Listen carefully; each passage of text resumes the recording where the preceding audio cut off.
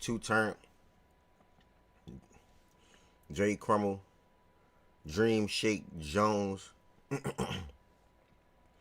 and Chan. What's good with y'all? Good morning. Good morning. Good morning. Uh, Established good morning as well with a message. Straight GGs to the Warriors. Good morning, you all. Let me tweet out this show is live real quick. Oh, don't tell me I got it set up wrong. Oh, I don't. Let me tweet out the show is now live. It's real quick. Then we're going to go ahead and get started. Thank you to the ones that's in here nice and early, 11 a.m. Especially shout out to the ones that be here within the first 10 minutes. Shout out to the ones that be here within the first 10 minutes. Truly. I really appreciate y'all. And I just appreciate all the support. Always for facts and stats. And damn, I slacked. When you walk into a primrose school, I slacked. We're going to go ahead and get into everything that we're going to be, talking about today. And I'll show y'all that in a second.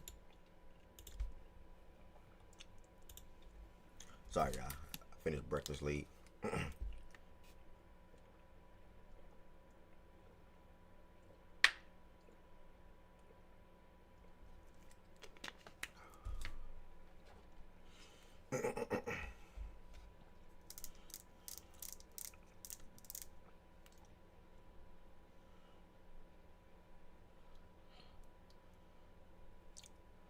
All right, sorry, y'all. I'm locked and loaded. Been moving around and editing stuff and things like that. But we are here. Okay, let me lock in. Good morning to every single body that's here today. Welcome back to another daily Facts and Stats show. Monday through Friday, 11 a.m. Eastern Time until I'm feeling good as usual. I'm feeling blessed as usual. Hope everybody that's in the show right now feel the same exact way as I'm feeling. Hold on, I gotta set our notification link that the show is now live.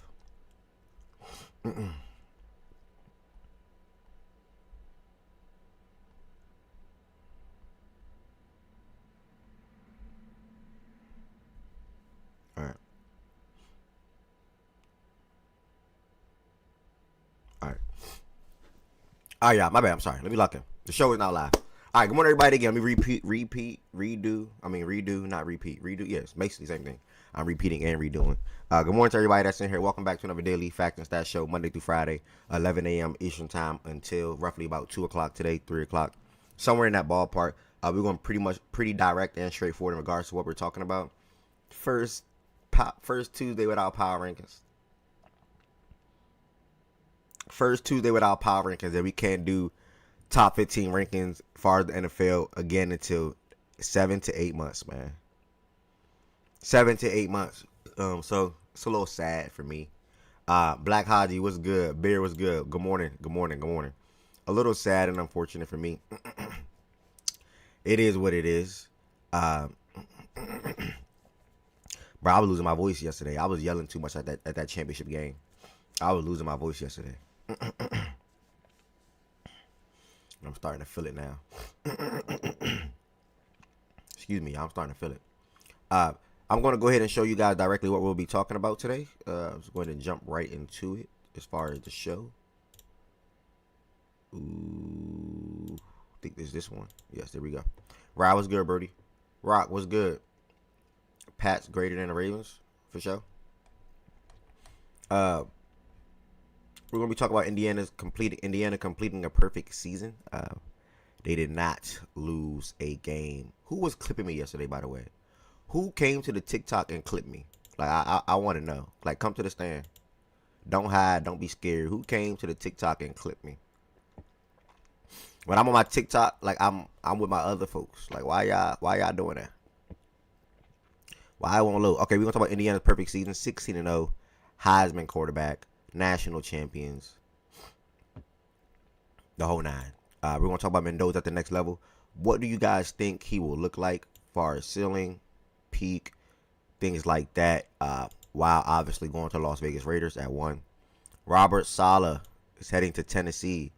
Do we think Tennessee got this hire right? Should they have went elsewhere? What can Saleh bring to Tennessee? We're going to talk about other NFL coaching changes / openings that's remaining or things that happened so far. And then we're going to dive into some basketball. Damn. Oh, well. And then we're going to dive into some basketball. Jimmy obviously tore his ACL last night. So unfortunate for the Golden State Warriors. So Jimmy and the Warriors outlook. That's the rest of this season and going forward. Because that's pretty tough. And then we'll be looking at the NBA All-Star starters that got announced. And that will be the whole entire show today. We'll close out the NBA segment with maybe recapping some of the games as well. We'll close out the NBA segment, maybe recapping some of the games as well. So that'll be the show today. PSA. I noticed something, and sometimes God, maybe sometimes you need somebody else to tell you something to make sure you're not tripping. Like, so last week, y'all know how I made a change to the Discord. I'm telling y'all directly right here on air. I made a change to the Discord where the purpose of the change was you have to request up to join the stage, right? It wasn't even that deep, to be honest. It wasn't really that needed. But what I noticed was then people will sit in the audience, right? Instead of even being on YouTube or Twitch. So when you are on YouTube or Twitch, then that will make the numbers go down. If the numbers go down, that'll mean the algorithm ain't going to be working. I'm not going to get pushed, right? Inside of the algorithm for a random person to follow, for a random person to subscribe, for a random person to come across, because the Twitch viewers can go from 30 to 8, 30 to 10, because you'll have 15 to 25 people in the audience. Or the YouTube viewers can go from 25, 30 to 6, 5, hypothetically, just throwing out numbers. So that's over with. That's gone. Like, it ain't no more sitting in the audience. It ain't no more. That is gone. Like, that's not a thing no more. And now, whether if you were doing that to avoid ads, so be it. Like, if you don't want to watch because you see an ad, it is what it is. If you want to support the platform and extend your support for the platform without seeing ads, you guys can sub or go to YouTube. I don't think they both run ads, but go to YouTube. Everybody should have Amazon probably. Everybody should have Amazon Prime. You can sub through Amazon Prime for free. So the audience thing is gone. I was thinking about it last week. I said, "Oh no, this is not good. This ain't good. Like I probably gotta change something." Then I got a text message yesterday. This is the truth, and that was my confirmation. What is the point of having the Discord set up like that if you're just gonna have people sit in the audience and that messes up the algorithm? That was the text, and I'm like, damn, I literally was thinking this yesterday. I literally was thinking this last week. So that's gone. That I was just giving y'all a heads up right now. I am making changes to the Discord.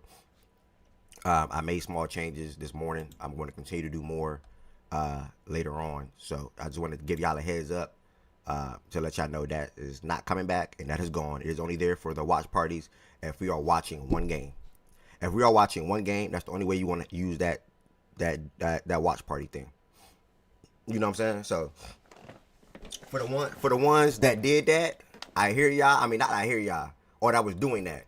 I understand, I guess, but majority of y'all probably been here for 3 years, 4 years.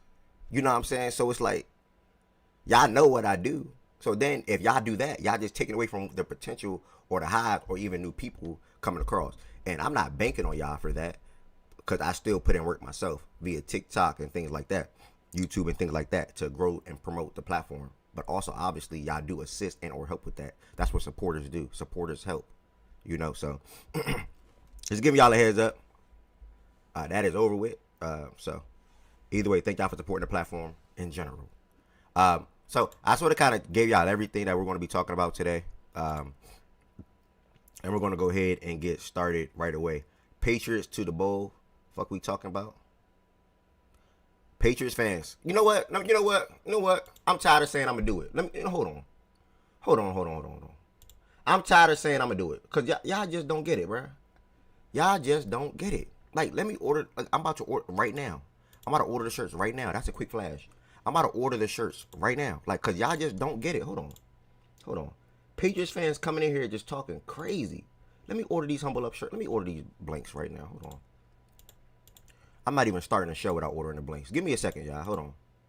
Give me a second. Give me a second, bro. Give me 1 second. Like, I need these Humble Up shirts before Friday. What's today? Tuesday? I need to make it before Friday, 100%. Hold on.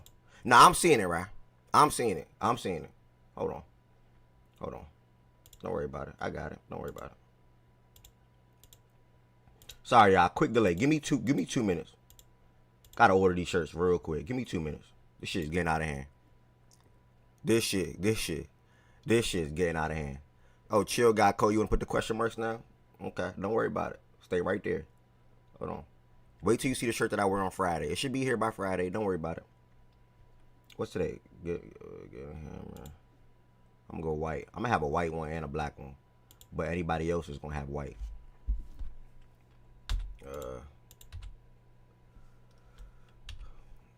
Damn, these shirts taxing now. What the hell? All right, sorry guys. Give me 1 second. Add that to cart. Wait, let me get a black one. Add that to cart. All right. How many? All right.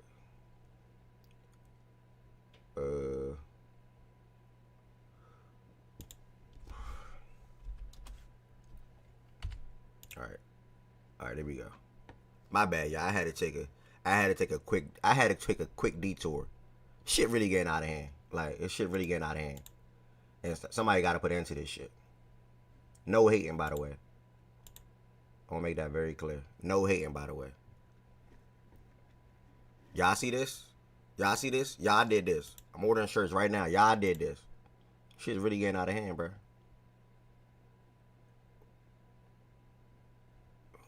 Alright. Complete order. Okay, complete order. Yes. Okay. Want to be the hater, you gotta pay the price. 4 wins to an NFC championship. 4 wins to an NFC championship team. You can't humble me. It won't be Jarrett Stidham. Okay. It won't be Jarrett Stidham. Okay. Okay. The shirts are ordered. Don't worry about it. They'll be here soon. The shirts are ordered now. All right. Now that I got that out the way, because I kept putting that on the back burner, and I kept forgetting. Now I got that out the way. To join the stage, guys, you have to join the stage through the Facts and Stats Discord. Nothing is changing. Again, to join the stage, you have to join the stage through the Facts and Stats Discord. Nothing is changing. I'm going to go ahead. Hey, Cole and Rock, y'all better chill, bruh. I seen this movie too many times before. Cole and Rock, please chill. Please chill. I seen this movie too many times before, guys, to join the stage. All right. Taught that bum everything he know. Bruh, is that code in the RNSC? Is that code? So I can know your YouTube name. Is that code? RNSC? Is that you? All right, before we get started with the show, let me tell y'all one more thing real quick. My bad. So, before I head to the Discord, there are a couple of things you guys can do on YouTube and Twitch to support the platform. If you're watching on YouTube, you can either, one, become a subscriber. I would greatly appreciate that. Sitting at 1,182, I want to say. Okay, so that's that code. 1,182, I want to say. You also can send super thanks and or super chats at any moment. I would greatly appreciate the extended support. On top of you guys just watching here. And last but certainly not least, if you want to show that you're rocking with me on a month-to-month basis, feel free to become a member. On the Twitch side of things, same thing. I'm 2 followers away from 1,700. I have a goal to hit 2,000 this year, I believe. So we're going to see if that happens. Also, I'm thinking about changing my Twitch name to Facts and Stats and just having to make a whole new Twitch page, Edward Jr., which will separate myself and what I'm building as Edward Jr. in comparison to Facts and Stats. So let's keep that in mind. If I do that, can y'all please follow my new page, y'all? Please follow. I'm going to have to start at 0, bro. That's going to hurt my heart, bro. I'm going to have to start at 0 followers. So that's going to hurt my heart. I think I'm going to change this to Facts and Stats and make an Edward Jr. Twitch page. I got confirmation for that yesterday as well. But on Twitch, feel free to become a sub. Feel free to become a sub. No, you don't got to. Y'all don't got to sub to my Edward Jr. thing. That y'all don't have to do that. This will be Facts and Stats Twitch. I'm gonna make a separate Twitch for like when I'm just live gaming or doing whatever I want to do. Buy a TikTok account for what? I'm about to have 5,000 followers on TikTok. I gotta buy an account for it. By the way, make sure y'all pull up to me on TikTok, man. I'll be live every day. Hey, I still want to know who clipped me yesterday. Like, who came to my TikTok yesterday and clipped me? Like, I don't understand who did that. When I'm there, I'm with my other folks. Like, I'm with my other community. Like, I love y'all too. I love my Fact and Stats community always. But I have a whole nother community over there that rock with me. 50 plus, 100 plus people just like y'all. I can't believe one of y'all came in here and clipped me, man. I don't know which one of y'all did that. That's ridiculous. Let me enjoy myself over there, y'all. Let me enjoy myself. No, for real, Chan, I appreciate it. Chan pull up, Tween pull up. Shout out to my dog B. B pull up. Shaggy pulled up yesterday. And I feel like Nana pulled up. I feel like it was Nana. I know I wasn't tripping. I'm looking at who joined, and I saw Nana. The next thing you know, I look in the Discord, and I see a clip of me doing something that I can't show right now during the show. I can't really show that right now. Nigga, when you game, you only get one view. You gotta focus on that. My gaming things, BK, stems from TikTok. So if I'm pushing my platform, if I'm pushing my gaming live to Twitch, it's because somebody on TikTok asked me to go live on Twitch. So I prefer to go live on Twitch and TikTok with my camera on both. But as y'all know, my connection be a little up and down right now in comparison to where I was. So I gotta wait for that a little bit. Nah, I'm not texting you the clip. If you ain't see it, you ain't see it. If y'all ain't see the clip, matter of fact, I'll show it. What I got to hide. Somebody clipped this yesterday and sent it into the Discord, and I don't know who it was. Do I got it in my phone? I don't. Here it is. I don't know who it was. Somebody did this. Somebody clipped that yesterday, and I don't know who it was. I'm probably never gonna know who it was. They're not gonna step up to the plate and let me know. You got a game order? I got a game on Twitch. Yeah, I do agree. I got a game on Twitch. I do agree. But this is what I'm about to post today. Hold on. This is my clip yesterday after he scored that touchdown. Look at this.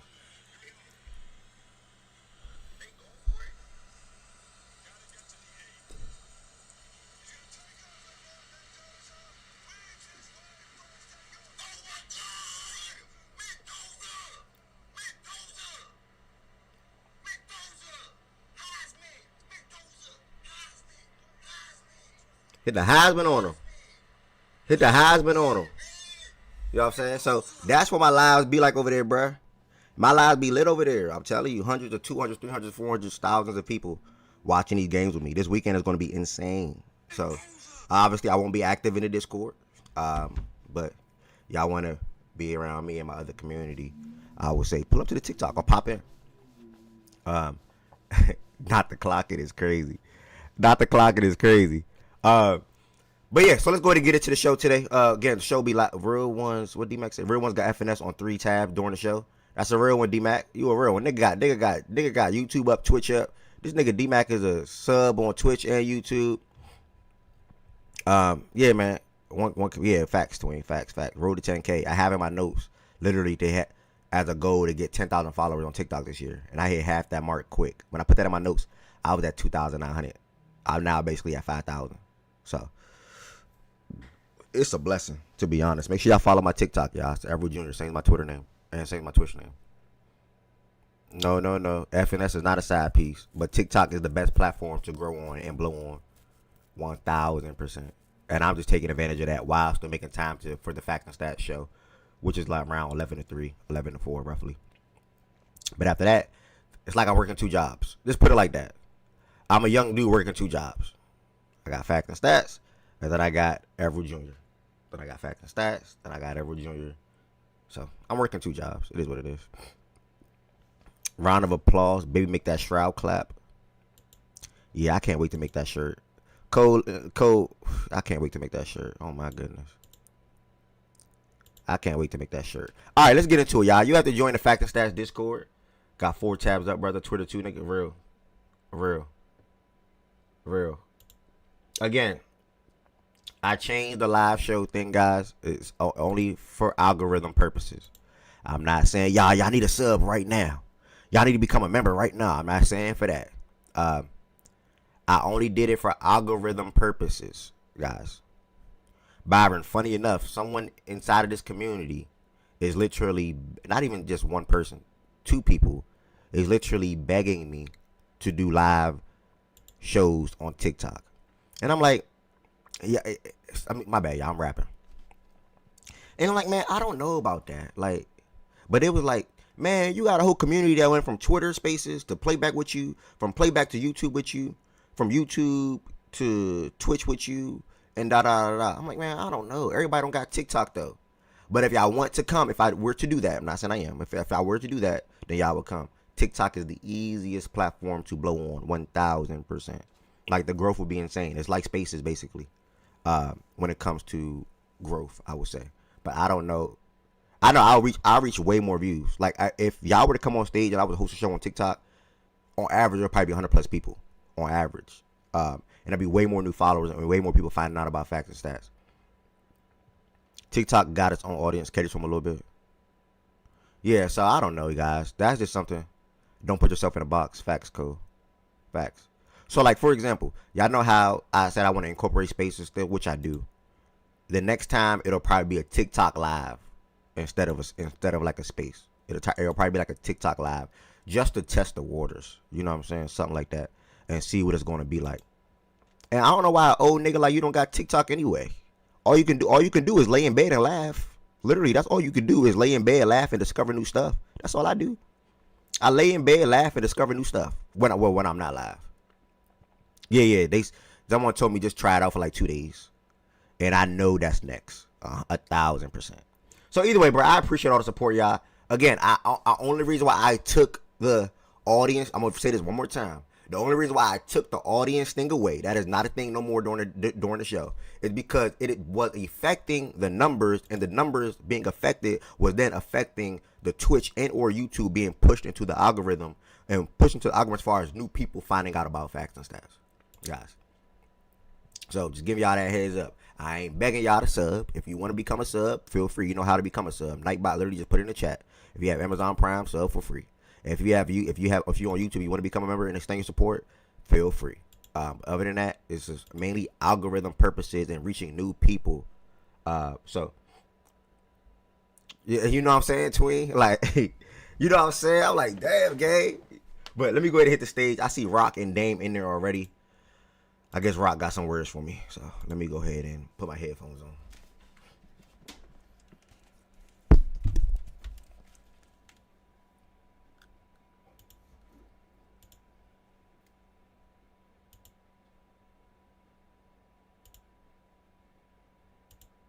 What's good with y'all?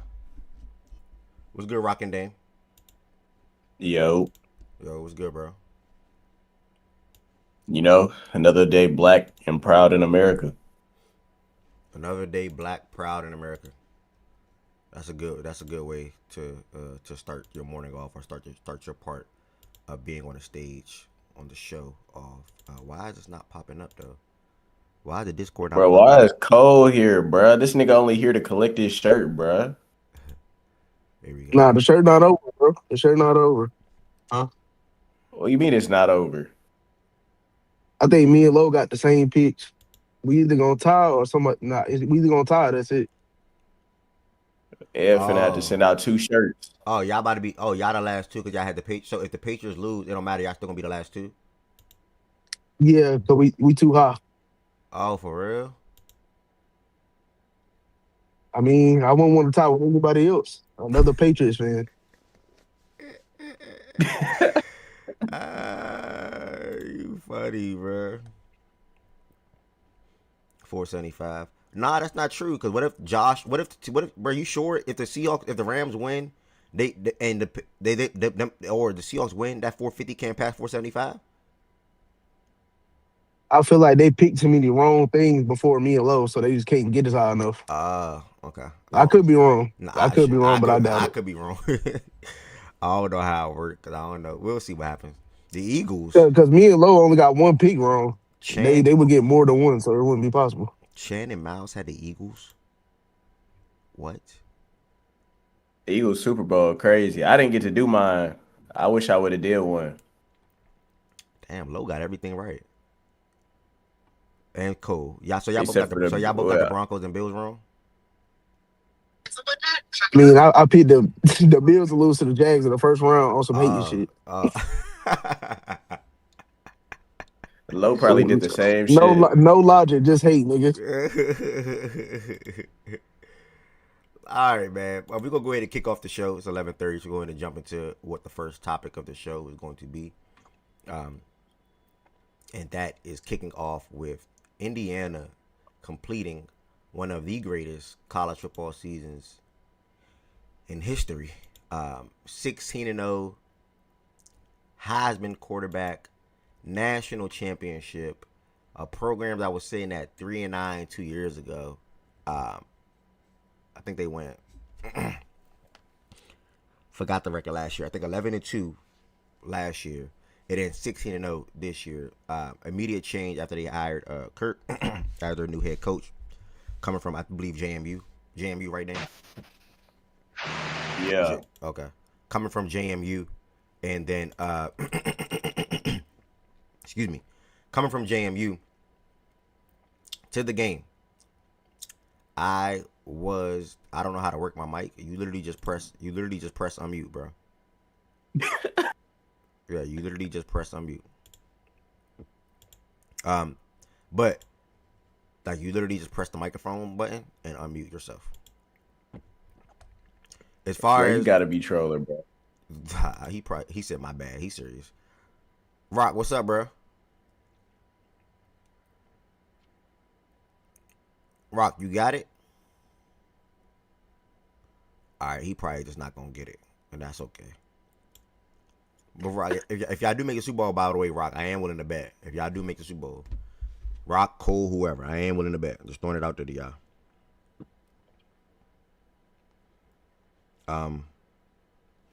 Yeah, but for Indiana in this game, first and foremost, I enjoyed this game.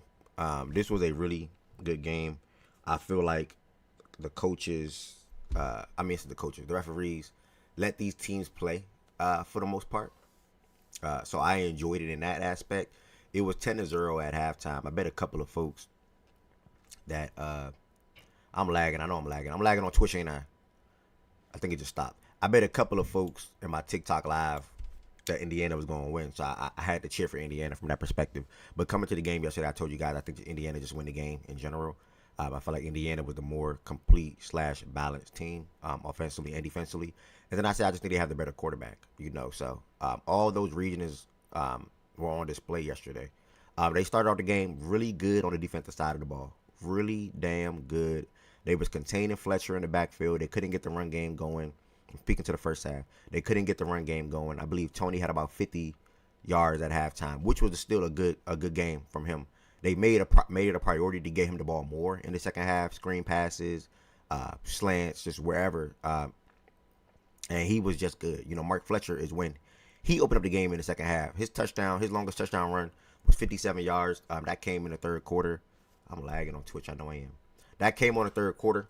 And he overall in the game, he had 17 carries, 112 yards, and 2 touchdowns. The second touchdown was a beautiful play call. They motioned Tony from the left to the right, and that made like 3 defenders put their focus on Tony, and they handed it off to Fletcher right out the backfield. It was a beautiful play call, to be honest. So shout out to Miami for that. Malachi Tony, 10 catches, 122 yards, and a touchdown. This is going to be a wide receiver that a lot of teams will be able to want and or utilize on their team in 2 years in the NFL when he's eligible to go to the draft. He is special. He had a hell of a year as a guy that was supposed to be a high school senior this year. He stepped up to the plate big time for Miami in all their playoff games, majority of the games this season, and even in last night's performance. On the Indiana side, to jump back over there, they had really 2 good running backs, Hemby and Black. And those guys was really good on the ground yesterday for the most part, especially Black. He had 17 carries, 79 yards, and Hemby had 19 carries for 60 yards. So not really too bad there. The plays of the game came down to 2 players for Indiana on offense. That was Becker and Mendoza. Whenever they needed a big-time play and a big-time catch, they went to Charlie Becker, who had 4 catches for 65 yards on 2 beautiful back shoulder throws by Mendoza, and Becker came down with both of them. I was very impressed with the first catch. He could have easily dropped the first back shoulder one. But unfortunately, he hasn't dropped the pass all year. So I was very important. I said important. I was very impressed with Becker's performance in that game. Omar Cooper was Omar Cooper. He was solid. 5 catches, 71 yards. Surratt had a bad drop in this game, but it was lucky enough Indiana was able to overcome it. And then the second player, Mendoza, he made the play of the game. I just showed y'all the clip of my reaction to that. But he made the play of the game. 4th and 5. Y'all see, I was surprised. I'm like, they going for this? Like what? Like, they could have kicked the field goal and went up 6. The same thing they did at the end of the game. Like, they could have kicked the field goal and went up 6. And I get why you didn't do it at the end of the game, because you don't want the team to get and be able to get in field goal position and then tie the game and be looking at overtime potentially. So I get it at that point. But way to drop your nuts. 4th and 5. They call a QB draw, and Mendoza made a crazy play to end the game. For anybody that didn't see it, I want to show y'all on the screen. Matter of fact. Anybody that's just not into college football or just don't care about college football or just did not see the play in general, I want to show y'all on the screen while I'm talking about it. As you can see, ESPN 98K likes. Fernando Mendoza, the play of a lifetime.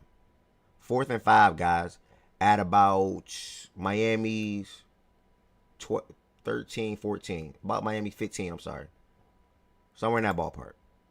I really could not believe it. The whole entire game. I mean, that play specifically right there. I could not believe it. Indiana. So shout out to Mendoza for that. Indiana, though. Let's talk about the game when it comes to the chess match that had to be when it comes to the coordinators, right? I feel like Indiana tried to force running the ball a little bit, but they did that to keep Miami's defense, and I had to realize this as the game went on, and sort of kind of toward the end of the game. They did that to keep Miami's defense honest, because you didn't want Mendoza being in a drop back situation early and often, or really a lot throughout this game, because the pressure that Bain and Mesidor and Moore was getting damn near every single time he dropped back. Literally every single time he dropped back. So I believe them opening up the run game a little bit allowed the offense to get to be more balanced throughout the game and make plays throughout the game, and they needed that. So, all in all, man, I enjoyed the hell out of this game. Carson Beck, oh, how can I forget? My goodness. We watching the game, and a lot of us were saying, Beck going to be back. Beck is going to throw an interception. And I even said it yesterday on the show. I said when the lights are the brightest, and the lights today will be the brightest of them all. When the lights are the brightest, he has to watch out, because he is prone to throw an interception or turn the ball over. 21-27. Shout out to Kurt, by the way, because Miami was moving the ball like 3 straight plays, moving the ball. And he had a timeout in his back pocket. He called a timeout. He said, "Come here. All y'all come here. Come here." And they looked like they was tired anyway. Miami probably, if he didn't call that timeout, Miami was going to keep it moving. Called that timeout. In the immediate next play, Carson Beck threw the ball. It's just a bad ball. Like, if you're going to make that throw, you got to throw it over. Like, that was just a bad ball. Carson Beck going to be Carson Beck. Let me see if I can show y'all that, too. So, man, I'm not surprised. I had to watch him in big games at Georgia, and I don't feel bad at all. Miami overall had a really good season. I don't know who the quarterback is going to be for next year, but assuming if they get a good quarterback or whatever the case may be. Beck steps up, delivers downfield. You see what I'm saying? If you're going to throw this, throw it over. How do you throw it this under? You have to throw that over. That don't even make no sense. The wide receiver is right here. The ball came right here. Right here. The ball, that makes no sense. If you throw this on first, by the way, this is first down, guys. This is not no long shot on 3rd down or 4th down or whatever the case may be. This is first down, and you're moving the ball down the field. You are at their 41. So you're moving the ball down the field. And you take a throw like this in a moment like this. And Jordan, I see you off the mute. You take a throw like this in a moment like this. Steps up, delivers. This is a horrible ball. I know it's a little blurry, guys. This is a horrible ball. This has to be over right here in this area. If he delivers that, maybe he gets hit by the safety. Maybe he catches it. Maybe it's incomplete. Who knows? But this was the last thing and the only thing you could not do. And just, again, being back, delivered a throw like this. And Indiana. He was never open, by the way. This was the decision.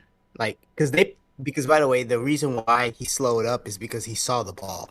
Like, he was tracking the ball. That's why he kind of slowed down. And that's why it looks like he's open, but he's really not. Yeah, you're right. Yeah. No. You The are. corner was playing trail, and he had a safety over top. He was never open. Like, he was just never open. I think he had Tony though. I Yeah. think he had Tony though on that play. I haven't seen the. If he throws that over the left shoulder, he catches it and probably walking in. I don't know, bro. Bear, what Jordan Look, Cole just said. Look, if he throws that over the left shoulder, But look, he if he throws he's over not the a left good enough shoulder, quarterback to do that. Though, I know. right? Like that's like a certain type of The quarterback that can make that. He's seen it the whole way any too. Like the any other safety's seen it the quarterback, whole time. But any shouldn't other that be where the quarterback, I would ball? say yes, over the left shoulder, either incompletion or catch. I was gonna say, even if he doesn't hit the throw, then but isn't that still? Isn't that a better result? Like even if he doesn't. Oh yeah, for sure. Me looking at the way you paused it, I don't think the safety gonna get there in time to just knock it out. But you expected a lot from that nigga. Beck, I wish though, you had a that better type of- view. I wish I had. If it's any other, back view. if it's any other quarterback, I would say they probably making that throw. That ball 'Cause definitely over the shouldn't left- be there. I'll tell you that. No, it shouldn't be there at all. That the best case Was that not a scenario. post route? The best case scenario is he layers that ball to like out of bounds, and a guy makes the catch trying to drag his feet. This might be better. Like he's not open, but I mean, Yeah, that play should just never be a pick. That's bad.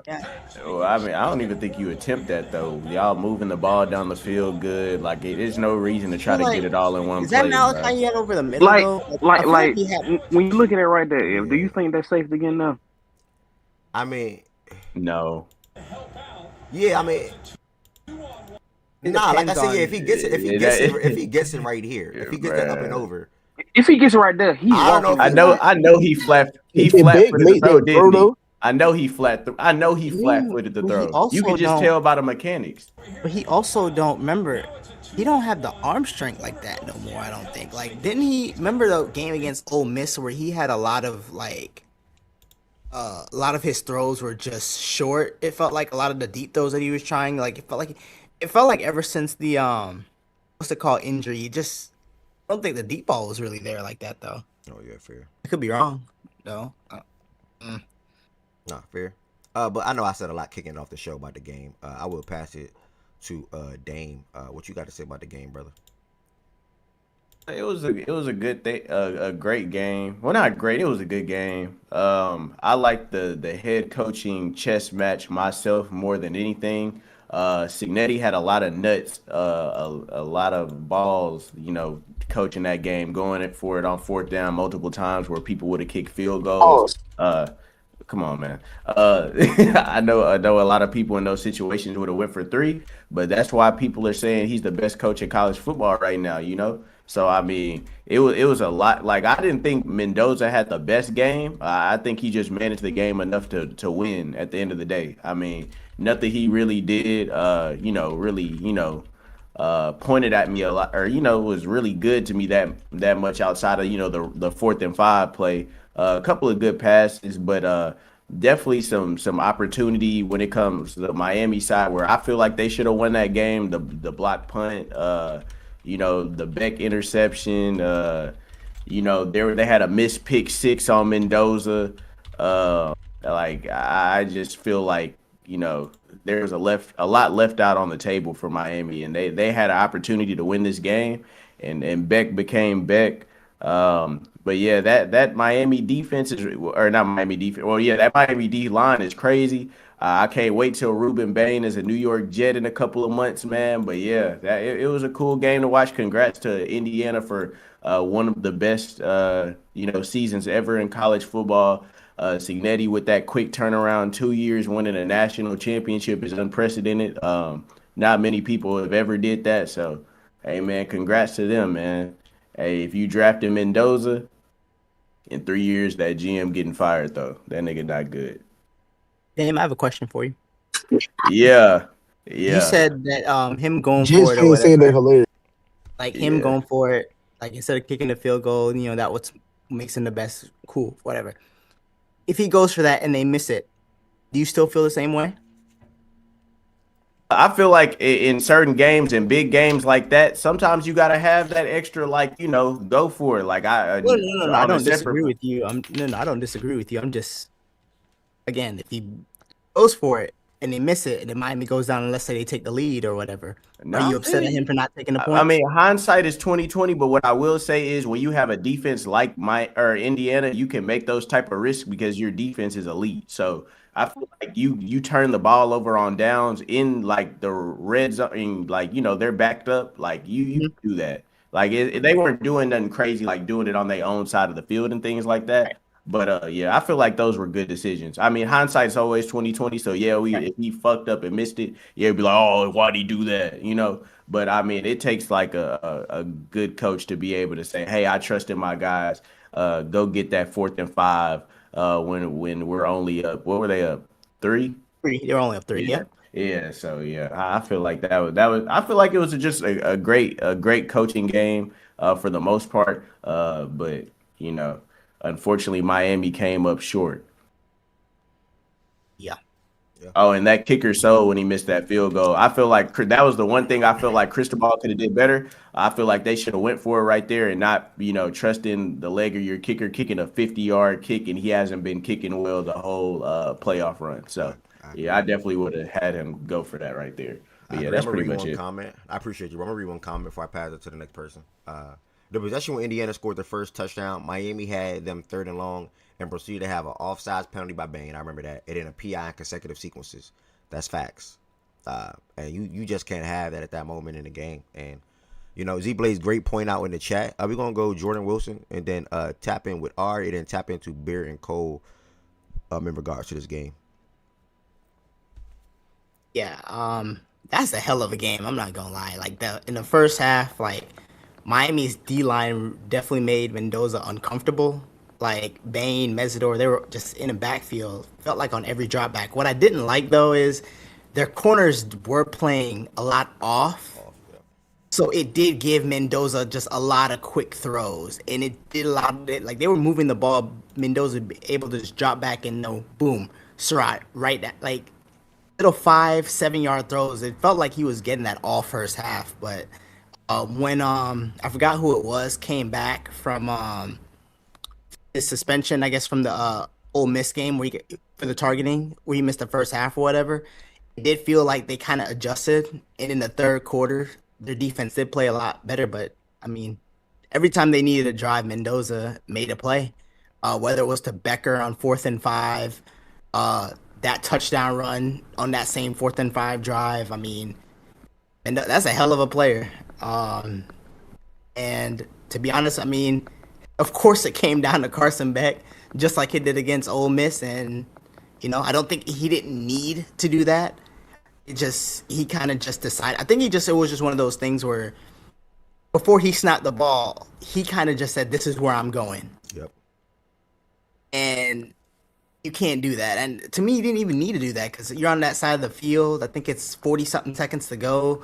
Like, you have plenty of time. So, that's sometimes what it is. Football comes down to the margins, the little things. So, shout out to Indiana, hell of a year. 16-0. The first 16-0 team ever. So, overall, great game, I think. So, that's really all I got, though.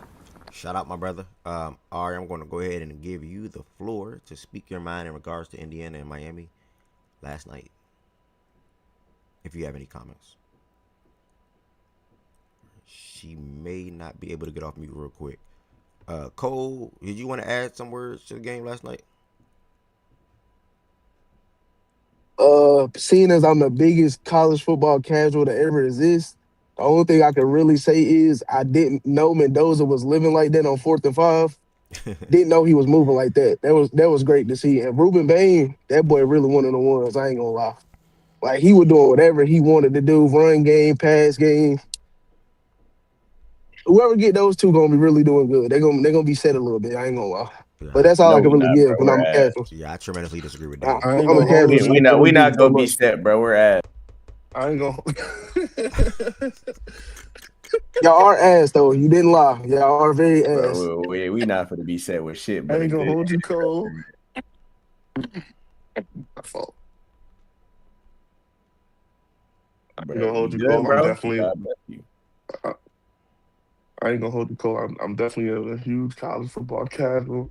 But nah, I was definitely impressed last night watching Mendoza, man. I definitely didn't know he had that in him. For sure. He definitely gonna be a good QB for the Raiders.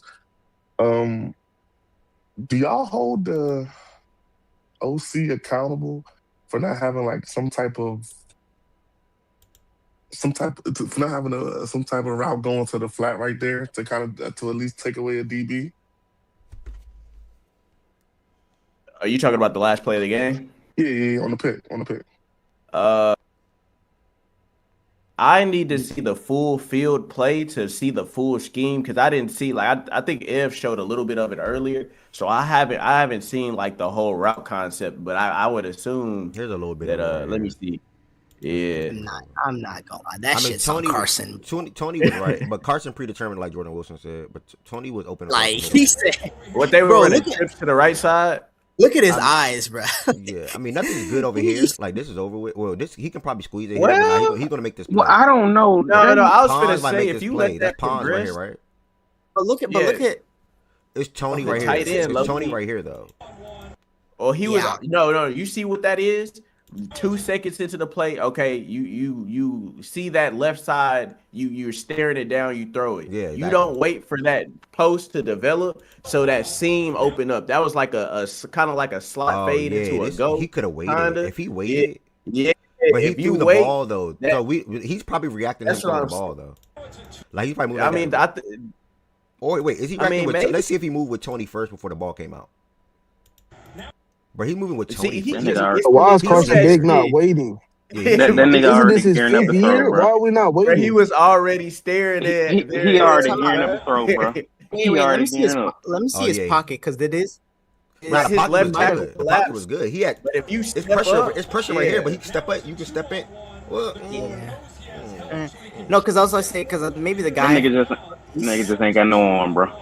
Maybe that. Yeah, but you could just tell, like somebody said earlier, he felt like based off what he seen, he was going there. He didn't hold the safety with his eyes. He just threw some bullshit. So I mean, hey, if you do that when the game, he's too old to be doing this shit. Yeah, you making fucking throws, man. Hell no. If you're gonna make that decision though, that has to be receiver or out of bounds. Yeah. Like either my receiver's gonna catch this or this ball's landing out of bounds. Like. Yeah, bro. I mean, you just look at the clock and the risk reward. Yeah, it's just the risk reward was just never there. In the clock management, just the plays before then, where you're just moving the ball consistently, you just don't gotta go for one of those shots right there. It's just not a play that you gotta make. I'll say this because, granted, I hated with the how Sig coached the last the trio of series before Miami got the ball. Because I think they got a 9-yard run, and the false start was bad. That was horrible. But to me, I don't run the ball on second and third, and then you just leave it, and then you just kick a field. Like, you got the Heisman Trophy winner who just made a play to drive before. To, like, put the ball in his hands and let him make a decision. But it didn't come back to bite him because remember they had that roughing the passer penalty. That after that's really what got the drive started. And then it was like, For Miami, right? Yep. 100% agree. But shout out to Indiana though. Shout out to them. I think Mendoza will be good in the league though. Like I don't think he'll be like anything crazy or anything special, but I think do you really? I just don't see it, bro. It's just no. He's not like a crazy talent. Like he's not like an elite talent, but to me, he's a guy that like can be a good starter. I feel like I think he'd come in and he'd just be just a good solid starter. Now is he number 1 pick level guy? Probably not. You're gonna have him in Las Vegas with Gents as the running back and Bowles as the tight end. So you already got some pieces there, you know. Yeah, you have a very poor offensive line, and you don't have a real like wide receiver one. I mean, you can have Brock Bowers as your wide receiver one, but you don't really have another threat outside of him, really. Yeah, that's where you gotta. Jacoby. So you gotta draft well. Yeah, I was gonna say that's where you got to use your draft and free agency and your to start adjusting on that. Dang, what you mean? Don't you got Dante Thornton? No, Dante Thornton cool, but that's not a wide receiver one. That's like a 2. That's that Madden shit, bro. Yeah, that's that 6'5", 90 some speed getting a low head, bro. That's that ultimate team, bro. Nah, but Nah, Dante that ain't cool. bad. And that's what people was telling me coming into year one. Talking about watch out for Dante Thornton breakout That's year. because of Okay. Madden. No, That's because of bro, Madden. Damn. That's literally based for Madden. That's why. nah, Damn. bro. The You see, Raiders O line will be improved though. yeah, I mean, they have no choice. You Cole draft Newton kids was that out high, you here. gonna I mean, draft. Cole Newton was out. It'll be improved somewhat due to him coming back, but like, I mean, they had a couple injuries. They'll be a little better at least. And then they also, I know they have to address the offense, of course, when you have a young person and you got to cater around them, but you got holes on defense too, so you got to address that as well. So that we'll see what they do in the offseason and fix up that team. Yeah. Bro, just trade Matt I mean, they Crosby. Do just the like the Raiders? Jets for Do the real. Raiders even have a coach? No, they don't. Not Not yet. yet. Yeah, they have to figure Not out their yet. OC and the head coach first. Yeah, they Yep. do as well. Who they hire their OC? They got Some an work OC. to do. No, they They ain't got to got figure Oh, out nobody you yet. saying both. They they waiting don't? for the Oh, head okay, coach. okay, okay, okay. I'm like, Yeah, wait, the what? head When do coach gonna teams bring hire in an who OC they before a head coach? I was confused. They got to figure out the whole three. But Rob, before we shift over there real quick, you got anything to say about this game, and also how do you think Mendoza will be in the NFL? Because that was the next thing to talk Uh, about. this was one of the best finals we've had in a long time. I'll say it was very entertaining. Game went kind of how I expected, though. Just both head coaches want to run the ball and establish that. I say Indiana kind of let Miami back in the game when they changed up their coverage from going from bump and run to just like giving them cushion. Because that's where we felt that when we played Miami and Indiana. It's just playing off. Miami doesn't have elite wide receivers that can take you over top and beat you like that. You can literally just bump around the whole game and don't let them like play their style of offense, which is just dink and dump and hit the flat. So that's kind of where DC and Indiana kind of like messed up at. And just the run game for Miami was there. Mario is going to be Mario. He's not a good coach at all. They went away from running the ball. You should run the ball. Mark Fletcher is like having a great game. So he got to kind of sit with that for a whole offseason, know that he kind of failed them guys like that. And I mean, my key to game beating Miami is just neutralizing Mesidor and Bang. And they did kind of that with just running like just the run game, honestly. Mendoza in the league to me could be like he could be Mac Jones, but a little bit better. That's what I feel like he could be. He's not. I don't know. He'd be like Mac Jones a little bit, just a little bit better. That's all. Taking a Mac Jones at one ain't crazy. That's not crazy though. Like we got to take Mac Jones at one. I mean, y'all drafted him top 5, top 6. I mean, Didn't y'all? Mac Jones we coming out of did. them. I We mean, like we did. didn't What think Mac pick Jones was was going what to be pick was He was that? bad. definitely was top first 10. pick He on was the board, definitely bro. top 10. Oh, he was 13. 13. Oh, okay. I felt Yeah, like he that was was 13. Watch out, bro. all right, We would have never did that. bro. Watch out. The nigga wasn't even 13. Nigga was 15. Was he 15? Raiders are indifferent. Like, come on, they have not have to, but they have to take Mendoza. Right Yeah, they now. gotta Like, get it. they They gotta get a they quarterback. have to try to bank on Y'all that. Bro, would you remember? not run it back with Gino first before you hell would no. go to Mac Oh, Hell no, no. get off Gino. His season was that bad. Bro, But if his ceiling is Mac Jones, Gino's Well, ceiling that's is just higher one. than That's Mac just Jones. one. Like, No, That's You just no, one no. person saying that. you taking my word for it. Somebody He else is said a going to tell you comp. That's what something I'm saying. That's only different. one person saying that. Yeah. Yeah, like Yeah. somebody else is going to tell you he's probably like A-Rod or some shit. Come like Oh, draft fuck no. evals. no, I don't think they're gonna say that. Y'all are sitting here saying fuck no, and then somebody in one of them little rooms gonna say, yeah, he kind of reminds me of A-Rod. Somebody's gonna say that shit. But the thing Oh about yeah, GM is Me? gonna convince himself he like that. but the thing about Mac Jones though, right, is remember his rookie year was fine. And then they went and the Patriots went and gave him a DC Patricia as his offensive coordinator. Right. And so like we kind of fucked up in terms of trying to help him and develop him. Now granted he wasn't good himself, but I think if the Raiders kind of don't mess that up early on, he can be a starter. Like, I mean, Max showed you this season he can play solid football if you put the right people around him and, in the right situation and stuff. So, I don't think it's not. Granted, is it first overall pick level? No, but like you kind of have to. It's what you're working with for real. Yeah. Oh. Now, a comp to me that I've been thinking about is low key like I feel like ceiling is Kirk Cousins, not like immediate draft Kirk Cousins, but like Kirk Cousins like a little bit into his career when it came to like the arm, the mobility. Now, I'm not saying like he has all the talent in the world. He can make good throws, but I just feel like as a athlete, he's kind of limited. So. He got wheels. I ain't gonna hold you. He got Man, wheels. don't let that little play fool you, man. No. Like he No. can. If you just no. If you watch If you watch him in general, not even just last night, like he doesn't have like great speed, but you give him a lane, like he'll. I'm trying to think of who in the league. Kirk. You feel So like he's sneaky like athletic, young is what Kirk you're didn't telling me. move. Yeah, he's Yeah, like no, he's sneaky. yeah, like a little He's sneaky something. athletic, meaning like if it's like 3rd and 7, it can't be a back to the quarterback type of situation because he will get a first down. He is athletic enough to pick up a first down on like 3rd and 7 or 3rd and 9 or some shit. That's what I'm saying. Like he's not like it's not great speed, but I mean, yeah, you look at him, but yeah, he's able if it's there, he can like go get you a first down. Like you look at Carson Beck in that same situation. Carson Beck can't run, move for shit, so right. he's definitely a level or a leap above somebody like him if you're just comparison. So yeah, I know I get what you're saying. As long as you're not a statue, that's all. As long as Yeah, you're not that's a what I'm statue. saying. Like, yeah, you look at Yeah. he's not a statue. That's correct for sure. I like the Kirk Cousins thing. Shout out. Bear Miles was good, gang. I'll go to you as well.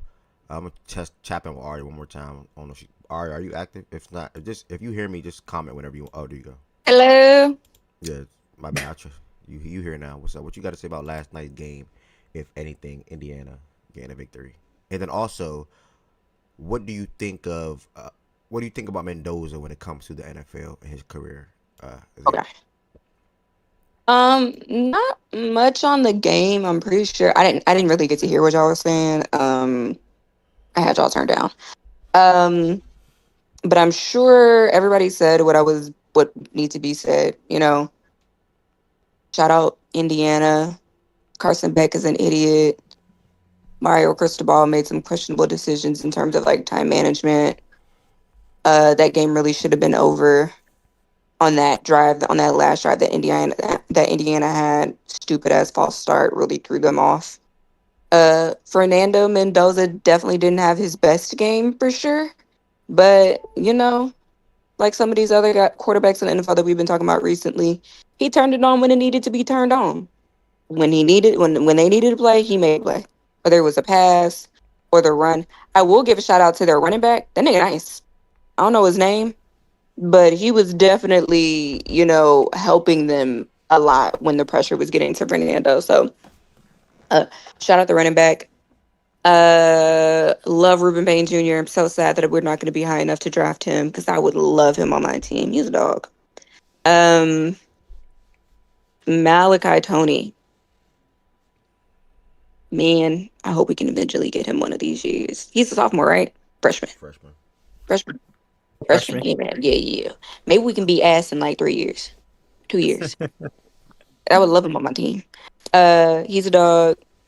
Ruben Bain's a dog. The other D lineman they got, nice. Isidore? Him. Mesidor. He's nice too. Carson Beck. And like that is what it is. I hope it was nice. I will say it is crazy getting a delay of game on the last drive at your home stadium because it's too loud. That's nuts. Shout out the Indiana faithful though for traveling. As far as Mendoza, are you asking like as a prospect in the NFL? Yeah, like what I think he could be? Yeah, what do you think he can be in NFL? I think he'd be a solid guy. I like smart quarterbacks, and I think he's smart. So I think that in itself gives him a baseline, gives him a floor that's a bit higher than some of the guys that might be a bit more like athletically gifted, that might wow you a little bit more. I don't know what his accuracy was in college, but from what I know, he seemed like a pretty accurate quarterback to me. So he's a smart guy. He takes care of the ball for the most part. But as we saw, especially on that last drive to what I think their tight end name is Becker. Yeah. Also a dog, by the way. Becker, he can make the throws. He can make some throws when it's necessary. It's not all dink and duck with him.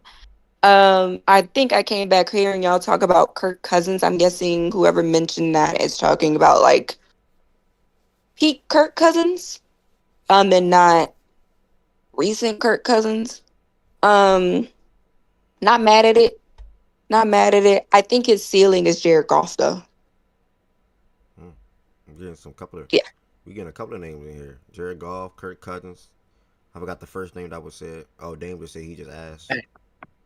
Mac Jones. They Oh yeah, said Mac Mac Jones. Jones. My bad. Mac Jones. That's the first name. That's the first name. Dame did say that though, but my bad. The first name. Nah, I Call me did with say, that, bro. man. Hey man, that just scares me. A quarterback like him going number one, bro. Like he gonna have super big expectations. I ain't gonna say he gonna fold under him because we see what he did this year with a good situation. But it's just like he's not gonna turn or change that team around. But he's just gonna be a good quarterback, and I feel like pressure like that. It crumbles a lot of young quarterbacks. Like it's hard for young quarterbacks to go into a situation like that and thrive.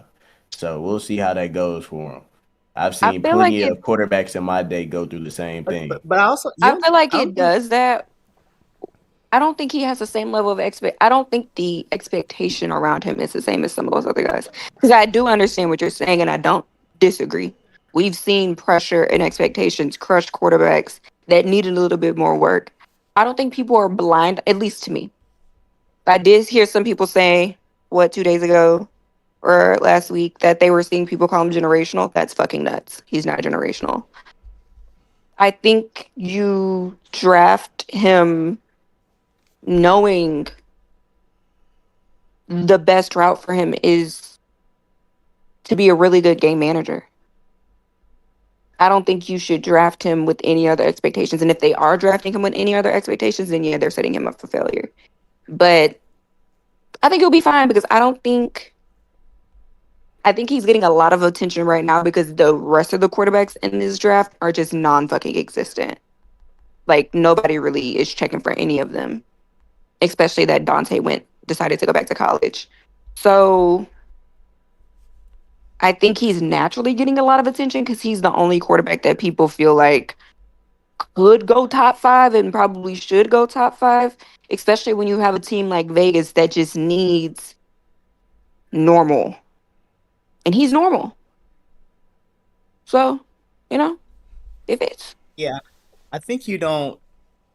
I think passing up on a good quarterback to chase somebody possibly generational is that's a model that's not great. I don't think that's not a great thing to try and do. Like because at the end of the day, like I know, granted, recently there's been a lot of quarterbacks been touted as generational, but sometimes just having a good quarterback is not the worst thing in the world, especially if you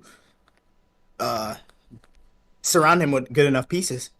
You just have to nail the coaching staff, the coaching and the OC. Like to me, if you hit on those and you get Mendoza in the draft, then the Raiders should be set up to be decent at least next couple years. You're building. Hey, what's up, y'all? Why does he have to be like? 'Cause I'm just coming on the back end. I didn't hear everything y'all said, but just in general, to talk around him, I feel like a lot of people are overthinking it. Like he has every tool. Like, God forbid, a staff and a team need to draft him and develop him and do their fucking jobs. Like, I feel like that generational tag sometimes is organizations letting themselves off the hook. Oh, we can just plug and play this nigga. Like, we don't have to do anything. No, that's not how that works. Even the most generational talents, you have to nurture them. You have to do things to make them realize that potential in NFL. We've seen it with every quote unquote generational quarterback that's come in. Peyton Manning's first year, Caleb last year, Trevor Lawrence's career, every single one. You have to do things to realize that potential. I don't think whether he fits some of that flashy skills build, he may not have all of that, but he has all the tools to be an elite quarterback. And having to go to an organization that to to bring that out of him, I don't think is an indictment or anything negative on him because that's their fucking jobs, what they're supposed to do. You know what's funny? You could argue that it actually takes less to develop a guy like Mendoza than it does to take a guy that's like raw but like super talented. Yeah, because everything up top, because everything mental already. Like He's already like he's NFL ready. Like honestly, that's actually the definition. Yep. He's NFL ready. Jordan Wilson. I mean Jordan. So- Wilson, I mean, oh my bad. Okay, Jordan Go Wilson. ahead. I mean I'm good. that was a different, an amazing outlook in regards to what we've been hearing so far. What I've been hearing so far up here when it comes to Mendoza. I'm gonna read a comment in the chat. D-Mac also compared him with Goff, similar to Ari. Goff with a little more mobility is the high-end comp for me. This is something I didn't think about, but I actually agree with this. If someone was willing to give you a Bryce Young deal for him, I'd trade out of one. Y'all all agree with that? Wait, if someone's willing to give you what? A Bryce Young deal. You know how the Panthers traded up for. I don't think we ever see that again. I don't think. Oh, like trade? trade out of one Yeah, to get for get someone- him. for someone to move up to get Who- Mendoza. If someone The would Raiders do should not. The Raiders Oh, shouldn't. wait, what? You Hell feel no. like- The Raiders you shouldn't do disagree? it, nah. Y'all agree No. with that? There's no other What quarterback that's good what was enough to that ask deal? him. What was that deal? Bro, It was deal the like a DJ Moore the first, two or third. first. Let me see. Hold on. Let me see. I mean, if you're committed, I mean, it depends on what you want to do. If you're committed to It was tanking two next year, first, a second, and DJ Moore. That was the deal. I think it was. Two What first, team- second, and DJ Moore. if you're Yeah. committed to, you said two first. I ain't gonna If lie, you're that's committed to, a damn haul. Man, they Yeah. traded Yeah. two firsts and Realistically- 2 Let that walk seconds past. and DJ Moore. Y'all saying no? to yeah, that? you got to bottom. No, I'm doing it, but you got to bottom out. Yeah, Oh, win yeah. 6 games. You got to bottom out. I get it. What team? I think what that team will makes do that with sense. them though? I think that makes sense for I do one first. a nigga, maybe lot two. of teams. I think it literally makes sense to do that. Most like 30 of the 32 teams. There's one of those teams that don't fit in that, and that's the Raiders. You got to look at their situation instead of just in totality, just green. Look at it. The Raiders. What do they need? What have they struggled to find year after year after year after year after year after year? A quarterback. Yeah, but They have the first overall pick. I'm gonna be for real. They don't need a DJ Moore. They got fucking Brock Bowers. no, that's not enough. They got They you. can trade this. That's They not can trade this and get a I'm quarterback not. next I'm year. not saying it's not enough, but I'm saying in terms of need, like Chicago needed a receiver, Yeah. Yeah, they and can- then, I'm, and then I'm Chicago passing also on that if knew. I'm getting that Chicago deal. was also sold on going for Caleb. Like Yeah. they knew what they were gonna be. I don't. I mean, Is that If they do it, quarterback? if they do it, I'm not gonna call them next year. stupid. But if they don't, I'm not gonna call them stupid either. Here's what I'm gonna say. typed and said this real quick before you go, Jordan Wilson. The Raiders need a lot of work still, in my opinion. I don't think he's a can't miss quarterback. Like I don't think if they make a trade like that and don't choose to take Mendoza, like Jordan Wood said, they're going to just bottom out anyway because they're going to be ass. So they're not going to be a good team. So they're going to put themselves in here's a what good I'm- position to have a top pick in next year's draft again to be able to get a quarterback, while also having more assets in this year, in future drafts as well to build around that quarterback and also team in general. So, But are the you assets sure of that any of those quarterbacks? Go ahead. I guess. No, because I was about to say because the assets sounds nice, but if you do something like that, we're basically gambling that Arch is gonna be that guy when he comes out. Like essentially, Arch or Dante or I think whoever. he could be better than You Mendoza. have to have. Sure. Yeah, I he mean, I could think be. it really comes down to how you feel about Mendoza. Exactly. Like, How do you think he's No. really that nice? He could be, but what I'm saying is you're gambling on that to be a for sure thing. what's the Because could? Mendoza- What's the could part? What's the? No, I'm saying Arch or Dante or whoever goes number one next year. No, you said could Mendoza be could be. No, I thought you said Mendoza could be. No, I'm saying they could be better than Mendoza. The possibility is very much there, but all I'm saying is Mendoza's right there. To me, Mendoza's NFL ready now. Is he can't miss? Like, not necessarily, but again, this is one of those. Okay, you're passing up on something that to me, is good for something that but it could be better. Could be great. better, but it could also be worse. So, I mean, not a bad deal. The assets are there, but It I'm, depends I, on what player you getting I back like if you like doing to that. me. If you trying to do that type FYI, of the trade. Raiders have 10 picks in this year's draft. Yeah. So you already have. So you have assets to build, at least. I don't know. I mean, that's a Okay, tough I mean, decision. interesting. That's interesting. Lolo, what you got to say about last night's game, man? Your Miami boys went down yesterday. What you got to say about the game? Hey, what's up, y'all? Damn. I ain't gonna lie, bro. It was a tough, loss last night. I ain't gonna lie. It was a tough loss, bro. Damn, I'm still hurt about this. Ev. I ain't gonna lie, I'm still hurt about this.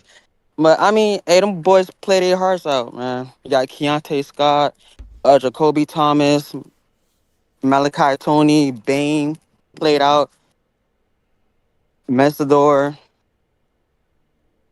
Fletcher played good. He played great, not good. Like everybody played well. Just that Indiana just, so they just great for a reason, though. Like I don't got nothing to say about that too much. Really, just the block punt, though we did that. The missed field goal, we did that, and the conversions on the 2 4th and 5s killed us. Like that shit was crazy. Other than that, bro, it was a great game, right? Shit, I got nothing to say about that. Yeah, I appreciate that. I'm looking forward to next year. Yeah. Already. Oh yeah. Wait, hold on too. Another thing too. I'm seeing like a lot of Ohio fans. They was talking greasy last night, like we stole something from them. Like I don't know why, but should I guess? I don't Miles, know why. Miles, you got something to say to that? Yeah, especially Miles. I ain't gonna lie, but I seen Miles Twitter. It was straight hate. I'm like, dang, but what we did to Ohio State? Like we ain't do nothing to them. Like I'm like, damn. Miles, Like, what's the problem, Miles? Miles, what's the word with that guy? You there? He probably at work. He probably can't talk yet. PSA. Like, yeah, but that's yeah. You good? You good? Oh my bad. All right, PSA real quick. I just downloaded GTA RP, or I'm downloading it right now. If y'all, Dame, can you get that, please, brother? Dame, can you get RP, I please? have that, bro. I've been waiting on somebody to say I'm they Okay, about to trying say to play, Dame man. been We on that. ready, man. thank you. We Thank ready, you. Okay, man. bet, Just bet. let me know I got that 5M, man. Yeah, Let me bet. know, I'm But I about ain't man. to. gonna hold you. Yeah. If you want that, Joe, for real, hit up Wop. He be on the servers. Oh yeah, yeah. Let me Yeah, talk yo, about it F, too. Bet, bet. Let me hit up. Yeah, bet. Yo, what's good, Birdie? yo, F too. Like one more too. A lot of people feel like, oh, it was a fluke year. Y'all ain't gonna be bad. And I'm like, yo, we just getting started, bro. That's the funny part. So, hey, Bro, everybody can man, I hope the laugh. you back, bro. For real, I hope the you back, bro. Everybody can laugh now. I kiki. I seen a lot of jokes from like Florida State fans, from the Gators, Ohio State, Notre Dame fans happy. I'm like, dang, dog, yo, we really back. Shit, if everybody this happy, shit, we really back then. I ain't gonna lie. That's a bet, bro. I hope y'all are back for real, man. I just couldn't root for y'all in that game because, bro, I mean, niggas, bro, I bet like 5 niggas on TikTok yesterday. They was tripping. They thought it was sweet. They was saying Miami this, Miami that. So I had to shift and go with Mendoza and them boys. So, I'm glad they got it Nah, you done. good. Miles is about to comment in a second. We heard from everybody up here in regards to the game and also Mendoza in general. Uh, Yo, oh, there you go now. All right, what's good, Yeah, brother? Miles, what's up? man, fuck y'all niggas, gang. I ain't gonna lie. Yeah, that's great, Miles. What? What? If I'm seeing Y'all the lost clip, y'all hey, lost to Miles, Natty in y'all home you my stadium, gang. That's brother. disappointing. No cap. The funny thing is, bro, he my brother too. Like, so it's like, Hey, damn, look, Miles, like, y'all lost in front of y'all home fans in y'all home stadium and got outnumbered by the fans. That shit's sad. well, I mean, shit, the tickets was like 3K, 4K. Like the real fans, shit, they wasn't in the game. Yo, but it's all right, bro. I ain't gonna lie. And those Now it's was crazy though, bro. Like, I'm seeing so much Ohio State fans jumping for joy, like they won the championship. Mind you, Indiana's in their conference, so I'm like, that's crazy. But I mean, hey, I guess so. Shit, teach up his own. That's just hate for y'all game. We don't want nobody want to see y'all win. That's the thing. That's how Nobody I want to know see we you guys back. win. Because that's how I No. know we back. Because way back then, it was always Miami against the world. So that's how I know we back. I ain't gonna lie. That, tw- that 23 year clock still going on, gang. It's all right. No, okay. All right, bro. How that energy next year? Oh, for sure. Hopefully y'all good. Okay. Bro, why are you talk? But Miles, y'all not the top of the top Round no of more, gang. applause. Y'all Maybe not. let that strand clap. Y'all not the top of the top no more, Miles. Like y'all not the Why ones we not? that's. What you mean? Why y'all just lost, gang? Y'all just lost to Miami, and then Miami lost to Indiana. I mean, so y'all not the top of the top. Okay. Y'all not the reigning champs no more, gang. So you can't be talking and And trying to we walk around played and pop it better like you know what I'm saying. against them than they did. Yes, I can, bro. What you mean? I can do that. We just Listen, won the championship Miles, last one year. thing I can say, You talking about? I wish you approached the whole Big Ten SEC thing in this way. Like I Yeah. wish you say if you look at the last 3 national champions, it came from the Big Ten. That's something that I can be happy Yeah. about. That's something that I can talk about. You just be flat out Yeah. saying the Big Ten is better than the SEC, and we It both know. is. Bro, that's so cat. Yeah, We but not we doing both. this today, Ed. We not doing this today, Damn, Ed. We damn. not You doing you this Why you you don't today, even why say you Ed. keep anything. doing this shit, bro? We Damn, not why are doing you this talking? today, Ed. Hey, Bruh, why are you why you talking talk, about people? Be bruh? quiet. What you victory lapping Brother. off a CFP appearance, bruh? You got mad at But me for doing that last you year, do bruh. that you Y'all do got that shit first every round. season, gang. Y'all got first rounded just like we did. Why you popping it like Y'all that? got no round. Y'all didn't make it. Well, Pop okay, that's it. cool. Hey, Hey, bro. Hey, and then we bro. got the Bro. college football casual talking about some Hey, clocking. Like, come bro. on, bruh. Bro, You don't y'all even are got a team, nigga. comedy, bro. Hey, Miles, Bro, man, I know a last grown Miles. ass man oh, did not come in here and say bruh, clock it. Hey, Miles. like, What come you gotta say on, about Hey, man. just Mendoza? let you know. Oh, go ahead, Though we Lola. got 20 in the portal. Just let you know we got 20 in the portal. 20 Hey, million. hey, bro, y'all see that class we bringing in, bro? It's laugh now, cry later, boy. That's all I'm gonna say. Nah, class Ooh. of With 2023 Tennessee, Wait, y'all will be finna wait, go wait, cold. wait, crazy. wait. Oh, Hold Laugh on, hold now, on, hold cry on, hold later, on, boy. That's all I'm hold gonna on, What hold you say, on, talking hold on. bro. about? You gonna be Hold on, crying later Yeah, for John you, Woods, bro. laugh now, cry hold later, on, bro. hold Yeah, on, y'all John Woods, see, hold on. y'all heard what I said. So, are you saying we gonna be laughing now and you cry later, or Nah, you know what I meant, That's nigga. exactly what he said. That's Like, exactly what he said. nah, We gonna you be know what I crying meant, later per nigga. usual. Yeah. Is not moved by Joey Hey, Aguilar. but he probably not even getting an extra year eligibility, Nigga, man. It's 26 Fajon gang. We time. not It's scared. it's it's Fajon time, boy. Hey, though, can we talk about IU, bro? Like that team, bro. God damn, dog. this will be the worst roster they had, and they just won the national championship? Bro, IU, bro, Oh, damn. Bear, bro. That That shit, like, is a good. yo, that Yeah, shit is how y'all real life. how y'all feel about They a Micah? real life team, How cuz. y'all feel about what? Now, Go ahead, Bear. Go ahead, Bear. While I'm pulling it up. just think about it. This the worst roster they have. Now you got Mark Cuban actually investing money into the football team. Yeah, Mm. it's finna be Oh, something, So, that's boy. why Like he was they, in the stands. I did not know he was investing yeah, into them. I didn't know that he yep. either. went to school there. Man, Yeah, them he went to pockets school deep, there, boy. Them I didn't pockets even know I deep. didn't that. know That's that. crazy. I bro. I saw that on found Twitter and they He was in said the yeah, crowd, he low. thought I of was wondering investing why he was money. there. How He y'all feel thought of about? investing money into Indiana, I guess a couple years ago. We all Oh agree. yeah, We all agree with Michael Parsons' tweet on the screen. Indiana might win, but ball notice. yeah, I better never hit comparison to Joe Burrow and LSU team to this Indiana unit. yeah. But it was Facts. Facts. a significant talent gap between these two teams. So Yeah, I yeah. get people are saying like this is a great season for Indiana, but it's like, bruh, that LSU team had I forgot how many first. I think it was like 20. It was something Bro, just crazy, on bruh. offense. Or Just on offense is 20 Yeah, draft. crazy.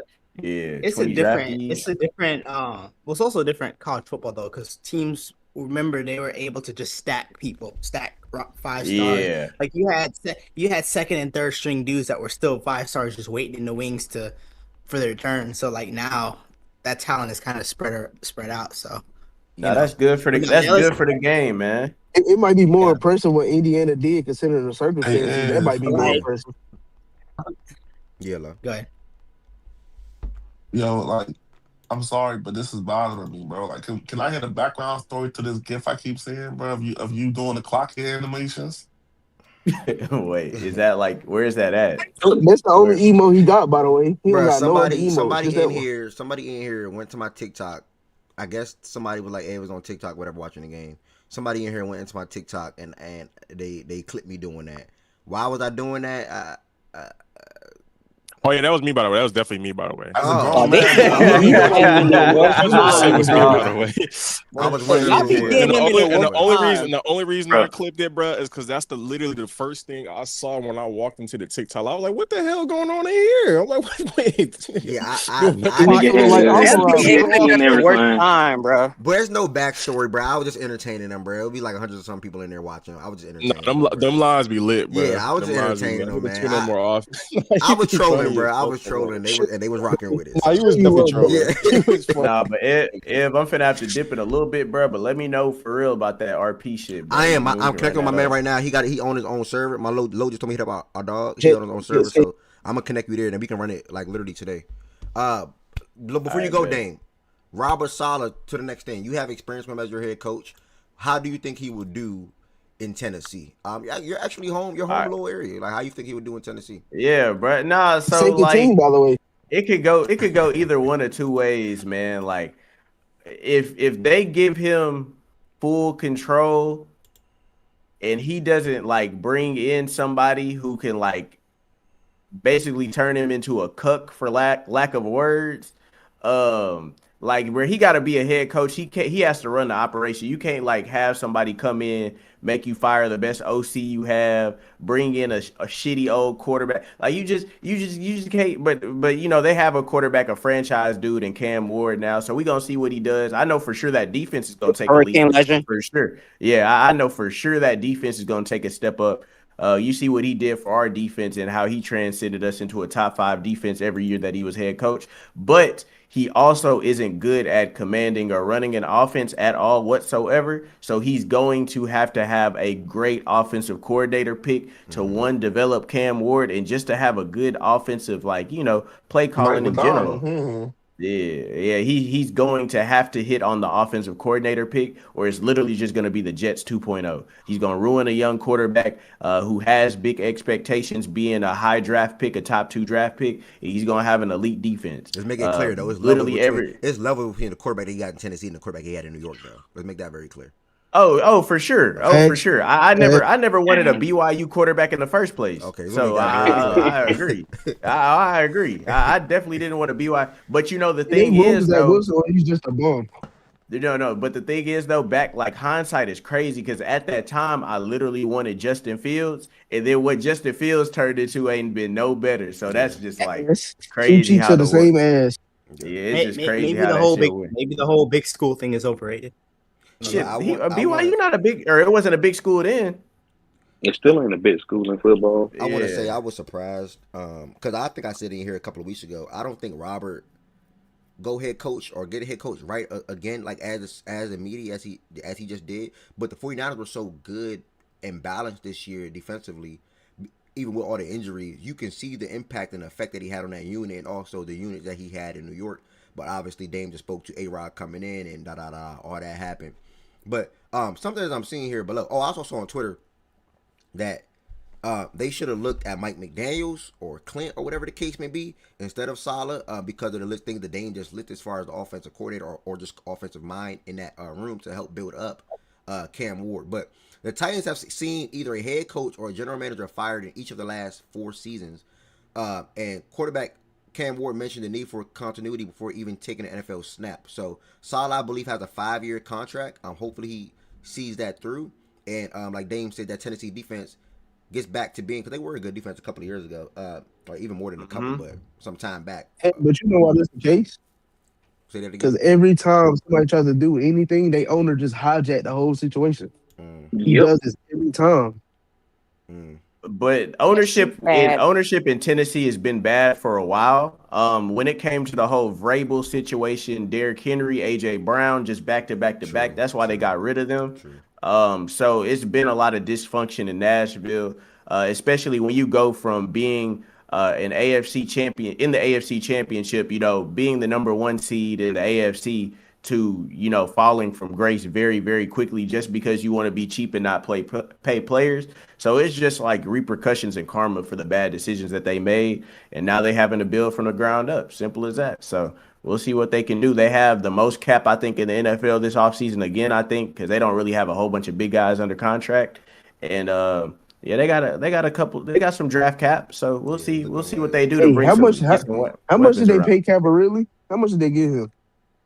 Ain't he making like 32? They overpaid. No. It was. I think it was like 20. They overpaid him. Like, I think it was like 4 years, 90 or something in that ballpark. I feel like. I'm glad they did it. I'm glad but they still, and it's crazy, but they still have plenty of money even with that poor contract. Just because you have a quarterback on a rookie deal and a whole bunch of other guys, like they have no notable wide receivers outside of him. They don't have like a high end like cornerback anymore. So like it's like you don't have nobody really on the defense. Whoa, but Legarius Sneed off the books. No, I don't think he's off the books, but I don't think his contract was nothing super crazy. I mean, it was decent, but like they don't really got nothing like for real for over No, there. because Tennessee didn't pay him. Jacksonville, I think, was it Jacksonville that paid him? I thought Tennessee paid him. No, I think Tennessee paid Legarius. Tennessee, yeah, it was Tennessee. It was Tennessee that paid him. Yeah, no, we paid him, or not we. But yeah, they paid him. You said it right. Yeah. You said it right. No, okay. Nah, I don't know what you're talking about. Because I remember. Okay, so he was in Jacksonville, but Jacksonville never gave him a When was contract. Legarius Sneed in Jacksonville? Am I tripping? Oh no, I thought you were talking about Ridley. He just visited. I'm like, what? No, my bad. I didn't realize y'all transitioned from Ridley to Sneed. Oh yeah, like Sneed. Yeah, because I said they don't really got no quarterbacks over there because they got rid of everybody. They don't really got nothing. Yeah, I thought I was tripping, bro. I'm like, what? But they said that. Okay, my fault. They said they hired Saleh because is this the owner? I'm guessing it's the owner, Borgonzi. That's the owner. Is that the owner? Got our general manager? Nope. Nope. It's Amy. The owners. It's Amy Struck. So who's she sucks though? Is this the general manager? I think so. Okay. Either way, he outlined the leader and a guy that wasn't afraid of conflict. So that was Robert Saleh. They said someone other than, like Dame just said, someone other than him will need to have an impact on Cam Ward from a growth standpoint. So he'll going to need to hire a really good offensive coordinator. And then also they are expecting to go with defense with the 4th pick in the draft. Ruben Bain or David Billy are 2 names to mention are worth going top 5. And both of those guys will be studs in the NFL. And they gave this hire an A grade on ESPN. So, but yeah, man. I mean, shout out to Robert Saleh in Tennessee and get another chance to be able to be a head coach of the National Football League. And that's what a lot of these guys dream for, man. From going up and being, whether you start coaching in high school or you start coaching at college football, or you even start coaching as an offensive and or defensive coordinator in NFL, they all want to become a head coach at one day and run their own team. That's why you always see these coordinators go on to be head coaches. So, shout out to Tennessee and Robert Saleh. I'm definitely excited for that hire for them. Do anybody else have any thoughts on Robert heading to Tennessee and getting another chance to be a head coach again after being a defensive coordinator for San Fran? I did have a last thought. What'd you say? You go first. The Niners defense is gonna be bad again. Goddamn. Yeah. No, I seen some goods that said he was like, bro, we couldn't even get Saleh back for 2 years. So that's sort of something that was Ev was, kind of expanding upon. He was like, I didn't expect Saleh to get a job back that quick. So I definitely didn't expect it this quick either. I thought they would have had him at least for 1 more year. Yeah. But hey, that's good for him. I want to see how much of a leash they give him, just because it's been so much turnover in the organization in general. So we'll see if they give him like 2 seasons, 3 seasons, like, just to turn it around, or if they because he'll be back in 2029, man. Don't be too worried. He'll be back. I ain't gonna lie, Dan. Y'all was just dysfunctional, brother. That's why that whole shit over there. Oh yeah, no, but yeah, Woody will never be good as long as Woody Johnson's the owner of the team, and you have. You fire GM, you let Aaron Rodgers come in, make you fire LaFleur, the other LaFleur brother or whatever, and then fucking you hire Nathaniel Hackett, who's not a good OC at all. Then you bring in a whole bunch of Rodgers guys. The offense looks mid-ass, and don't even talk about the Achilles. Like, it was just a whole bunch of ass shit. So yeah, it's dysfunctional for sure. I also think or ass organization. Nice. I could be wrong, but I'm pretty sure you're probably not going to have this many head coach openings, probably, or at least not next year, for a minute. So this is also a prime opportunity to take advantage of, like a really open cycle. What was it? 8 vacancies, 8 head coach vacancies, I think was the number. Like 10 or Wasn't It's, his age? it was 10 total. Oh, it's 10? I'm saying 10 total? I'm saying that's not true because like I want to say of the coaches that were hired in 2022 in that cycle that was also pretty large. It was either 2022 or 2023. All but like 2 of them are fired. So Oh wow. you can have that shit happen again. Like that's not I'm It didn't 100% know sure. because it's fun because the reason why I thought it because I'm like jobs that typically aren't open every couple of years. That's like okay, Baltimore's usually not open like that. Buffalo's usually not open like that. So it felt like more than normal, but it could just be I mean 10 is a lot. 10 is Most for the different. most ever. Yeah, like 10 is a lot, but they've hovered around 6 to like 8 before. Yeah. Like Yeah. recently. D-Max said there was So 9 that's in why I'm like, okay, 2022. thank 9 you. in 2022. 9. Okay. Thank you. I was like, no, they do this. Okay. Yeah. Well, we'll see how it goes, man. A lot of change. There's going to be a lot of new faces and things like that in different places in the NFL this season. So it should be exciting for everybody, except for the Jets. I have seen that he is also trying to see if he can get Mike McDaniel to come now and be the OC. He's trying to what? I'm sorry. He's trying to see if he can get Mike McDaniel to come there and be the OC. Okay. I think Mike either goes either that's the only place I can see him going where he's just like an OC instead of like a head coach in waiting, like Tampa. Like if he goes to Tampa, I feel like he almost got damn near 1 foot in the head coach seat because if they don't have a good year, he's going to be the head coach probably. And I can then see you. other places, I think it's in one other place like that too. Philly could be a place like that as well. Yeah. I can't believe that y'all just really like said, nah, I'm cool on McDaniel, and y'all went and got a Ben Johnson homie. Like that's just funny It's as got to fuck to me. be. It's I got to really be. thought he was going there. It's got to be the right fit, bro. I don't like the reasoning they gave, but if they don't think it's the right fit, What was I the don't want reason them they to try to. gave? The philosophies, like it's a philosophy thing, and I think it's a temperament thing. I don't think he fits the physicality that they want to play with from a personnel standpoint or from a scheme standpoint. I don't like that reasoning, but I get it. I don't like it though. I would have preferred them to try to because this scheme is a little bit different. Like a lot of the passing concepts, especially, I don't think it's quite the same. At least watching how Miami play, but that also goes into who he is as a coach. You have to think about in the interview process, does he display an ability to is his philosophy, or is it adaptable, how adaptable to the personnel that you have? And like what's that line? Like if you're more adaptable, then it's like, okay, I'm almost say fuck it, what he ran there is different than when he run here because he's more adaptable. But if you get into a process and it's like, oh, he's kind of his concepts are his concepts, he's gonna try to put a square peg in a round hole here, and it's like it doesn't fit. So I didn't like it, but I get it though. It makes sense. I felt like based on what he was doing They in were 10 Miami, and he could 22. have got the best out of players. Oh yeah, You said I he seen what? that. They were 10 and 22. Sorry, Oh, Dan. Okay. No, I was saying that I felt like he could have got like the most out of players like Gibbs and things like that, just based on what he was doing with A-Chain in the passing game and just utilizing him around the field and things like that. I feel like he could have like really opened up that offense for y'all. I don't know.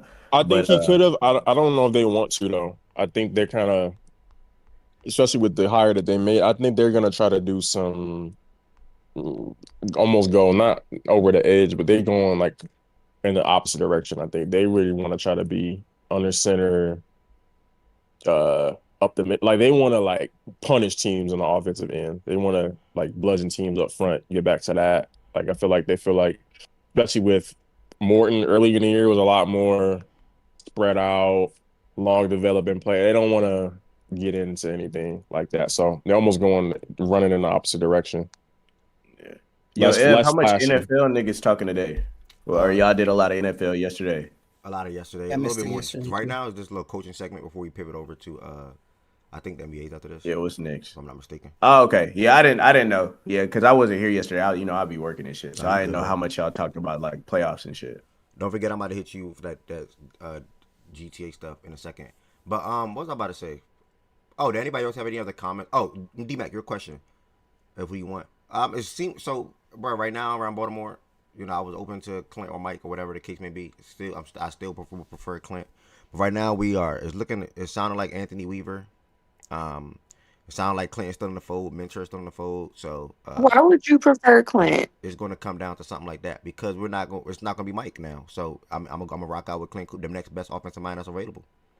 Wait, they It's said it's not not gonna gonna be be Mike. Mike. Say that again. They Why said is it's it not not gonna be gonna be? Mike. Oh, I don't know. Yeah. Again, I saw a tweet yesterday from a really, I would say, a respectable guy, at least that I respect, and he only tweeted out his beliefs of who he think the final 5 to 7 will be, and Mike McDaniel was not on that list. And we asked why. Well, someone asked why not. He simply just put Vegas. So he thinks he's going to end up there. And Flores is going to end up in Miami. So that's why he didn't list those two guys. Oh, you think Flores is gonna go McDaniel's back gonna to end up? Miami. That's just what he believes. I'm not. That's only what he believes. But right now, for me, so then I'm shifting to around Kubiak, Mentor, and our own guy that we brought him in for a second interview yesterday, Anthony Weaver, who left us to go to Miami after like 2 years ago, I would say, after being on our staff. So. I will say, Albert Breer did say he thinks that not the best, but the most likely scenario is that McDaniel ends up with an OC job. He said that on Sunday night, I think. Mm-hmm. And then go back to in being his coach column. again. Yeah, and I think he mentioned when I read it in that, I think he mentioned the possibility of almost him going there with the the thought of maybe getting that job eventually. Yeah, so that Bucks job. I'm not picky. I think they're going to make the right hire this time.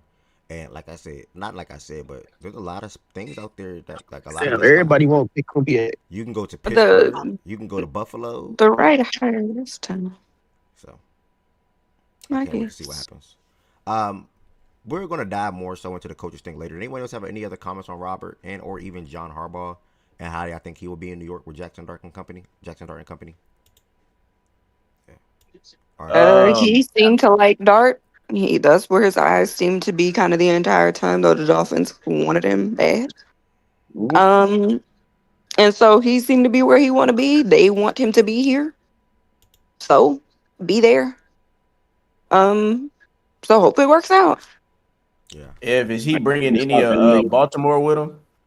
I saw something about Todd last week. I don't know if it's going to happen though, but yeah, apparently him and Todd are like locked in. So, and he also wants to bring in the same name that I just listed, Anthony Weaver, who was on our staff and also played for us before, to New York as well as a defensive coordinator. Don't know if it's going to happen. Again, it's all a wait and see type of thing, but there's nobody to bring. Like it's like anybody can go, and he damn sure ain't bring a Zach Orr. So it's like it ain't really nobody to bring, to be honest. Unless it's Todd Monken. So we'll see what happens. Far as that hire, John Harbaugh is a good coach, man. He's a good coach. He's a player's coach. Like Ari just said, he wanted to be with Jackson Dart. I think he'll be good for Jackson Dart, and he always tends to trust and or love quarterbacks and just love everybody in general. And he can help shift the culture there in New York because he's coming from a super duper winning background, being in Baltimore since 2008. I want to say it was being in Baltimore since 2008. So or 7, one of the ones. I like it. I think the NFC East division is going to be very competitive over the next couple of years because they all have teams that can trend upwards or players that can get better. I think the Cowboys need to add more to their team. But, shit, even the Commanders. Let me fix that. Even the Commanders, too. Shit, never mind. That NFC East division is going to be a little mid. Let me just wind all that all the way back. I don't know what to expect of that division right now when it comes to the Eagles, Commanders, Cowboys, and Giants. But they all, at least in that division, have their guy at quarterback, at least. Eagles and Hurts, Cowboys and Dak, Giants and Dart, Commanders and Daniels. So they're all off to a good start in that aspect. They all, so yeah, we'll see what happens. I'll just wind some of the things back I said about that division. Shout out to Harbaugh, shout out to Robert. And we'll have to wait and see where these other head coaches or what other teams do when it comes to signing head coaches. And I think we have 7 or 6 left. Baltimore, Buffalo, Pittsburgh. 7. Okay. 7. Okay. 7. Yes. Thank y'all for that. Any other comments in regards to the NFL? It can be. Why are you not talking about happily being hired? Who? I mean, happily. The former DC for the Packers. The Packers DC the Miami. Dolphins. Getting hired by Miami. Okay, that was yesterday. Yep. Yeah. Over the weekend, I think. Or Saturday. I think I saw the notification. It was kind of like a year ago. I missed that one. Okay, let's talk about that a little bit more. So who is he? He's the Packers DC. The Packers He used to DC. be the Packers DC. He young. Jeff He young. Hapley. No, He white, Okay, he old. so I don't know. he ain't young. Not from what I seen. How is He he? like 40 Let me something. Is see. he good? Like, Yeah, he is. He 46. That nigga do not look Lying. 46. He do not look 46. Is he? I'm pulling up his resume just because all I know about him is the Packers. He used to coach at It- DC. Yes, he used to be the head coach at Boston College for 3 years. Wasn't that Before great? that, he was the defensive coordinator and defensive backs coach at Ohio State in 2019. He actually, before that, he was in the NFL. He was with Tampa in 2000, from 2012 to 2013, with Cleveland from 2014, 2015, and was with the Niners. He was their DB's coach from 2016, 2018. So he's done a lot of moving around. Almost said the bouncing around. But Oh, this moving nigga coached for Boston College. Yep. Mm-hmm. He was Hell, Joe Brady with might be y'all coach. the Niners under Chip Kelly, if that makes sense. If that like brings anything back in your brain. But yeah. Okay. They were bad too. Damn. Shout out to him and shout out to these coaches and wait, don't do one of them. I was just sending the chat on. Joe Brady. Oh, yeah. Got a couple interviews lined up. Okay. So second interview. Are y'all gonna close a deal or like? Who you talking about, Jordan? Like it seemed like everybody keep like y'all like people's last choice. Like people go to all these other Bro. destinations before they even interview with y'all. Like what's up? How's the last choice and there's 7 other spots open, bro? That don't make sense. All these candidates are going to these other places before they even sit with y'all. And how this works Not is true. a lot of times. Okay. We're gonna see who y'all end up with then. I mean, I think Saleh was the first dude to get us. Most of the other people that we interviewing is still I coaching. mean, Jordan, They're still playing. What's the selling point of Arizona right now? That's what I'm trying to tell him. Living in Arizona. Hey, I ain't gonna That's lie, good, but that's man. not good enough, brother. And that's the only thing motherfucker got. The owner cheap. So shit, you can't compete with a cheap owner. Yeah. I'm just saying, like, y'all stadium in a nice area. Most definitely. Glendale It fire. is. That's what I can agree living with. in Arizona. I can drive fast. Y'all don't want to pay no money, probably, bro. Y'all not trying to break open the checkbook, bro. Let's be real. Y'all not paying Yeah, top nah. end They salary. being cheap, gang. Wait, they being cheap with coaches? I thought you were talking about Yeah. players. They cheap They in gonna be general. cheap. They cheap in general. Yeah, ain't nobody want to go there. The hell? All right. Don't know what your quarterback situation gonna be. You know. That'll be that, I guess, for the NFL. That's exactly what I was just saying, Ari. Like, what's the selling point? Like, when a coach walks through the head door, like, through the front door, like, what you selling them on? Yeah. Vibes. This Arizona, we Like got Miles said, vibes. living in Arizona. Living in Arizona. That's the bit. That's the high. That's the We highest. got That's good, it. good weather. Good, Good weather. And, No cap. and I ain't good gonna lie, weather shit, in 100 no degrees state every day to tax. me don't even sound like good weather. So that just sound the same. Oh, and you play in a dome, so you ain't got to deal with the weather. Yep. Only There you bad go. part. Play the The only dog. bad part is you in the toughest division in the fucking NFL. That's the Damn, bad twat. part. Damn, Hey, twat. Somebody on YouTube. That is, really. Somebody on Being in that YouTube. division with hardly You any in the toughest talent. division in the What'd you say, NFL, Ed? you don't got no quarterback. Damn, twat. Somebody on What'd you say, YouTube Ed? is trying to make a case with me right now in the comments on one of my shorts that the Texans should call Phillip Rivers and he should be the starting quarterback next year for them. Man, hell Fuck no. ass I'm like, Why no. are you entertaining dumb people? I'm like, bro, what? Bro, I ain't gonna lie. Phillip Rivers, that's like an emergency call. Like, you telling me you got a whole offseason, the best you could call was But Phillip it's not Rivers? even no emergency call. What the Phillip is fuck? never taking a snap at the Bro. NFL again, and even then, he won't be better than That's Stroud. the However that's bad you think Stroud breaking is, case of he'll emergency be better than call, Phillip bro. Rivers. Bro. Hey, Dame, You said If who? it was a I said, however bad he may It think was a Stroud lot. is, he will be better than Phillip Rivers Oh, next year. Stroud? Yeah. yeah, he Dame. Yeah, you said my name. Yeah, Yo, what's I up? mean, just to give you an opportunity, brother. Anything you want to say about any of the games over the weekend? Before we leave it behind us for good. Oh, you talking about NFL? Yeah. Oh, yeah. The only thing I really have to say is I'm tired of the everybody in the way they're coddling Josh Allen, bro. They gotta grow up, bro. I know he's the NFL poster child, bro, but that is a grown man, and he has to be held to the standard of every other elite quarterback in the league. And the things that I seen, like the broadcasters doing, and the people on like First Take and Get Up on ESPN and things like that on Twitter. That shit's disgusting. Like, and let that be any other quarterback. It could have been Burrow, Mahomes, Hurts, Lamar. Like, they're getting slandered for a 4 turnover game, bro. Like, it's just a lot of things that I've seen that, like, I just think is sad.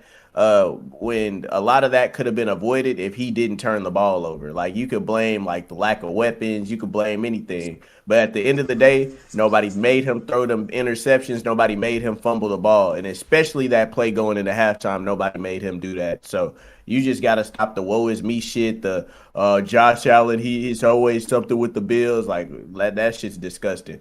When it comes to that Texans game, CJ Stroud was very disappointing. Just living here in Houston, going into work on Monday, it was very depressing in that building. You can't let the city down like that, man. You have an elite defense, the best defense in the nation, or not the nation, in the NFL. Like, that's just, that's sad. Like, you can't go out there and do that, bro. Like, I don't care if you on the road.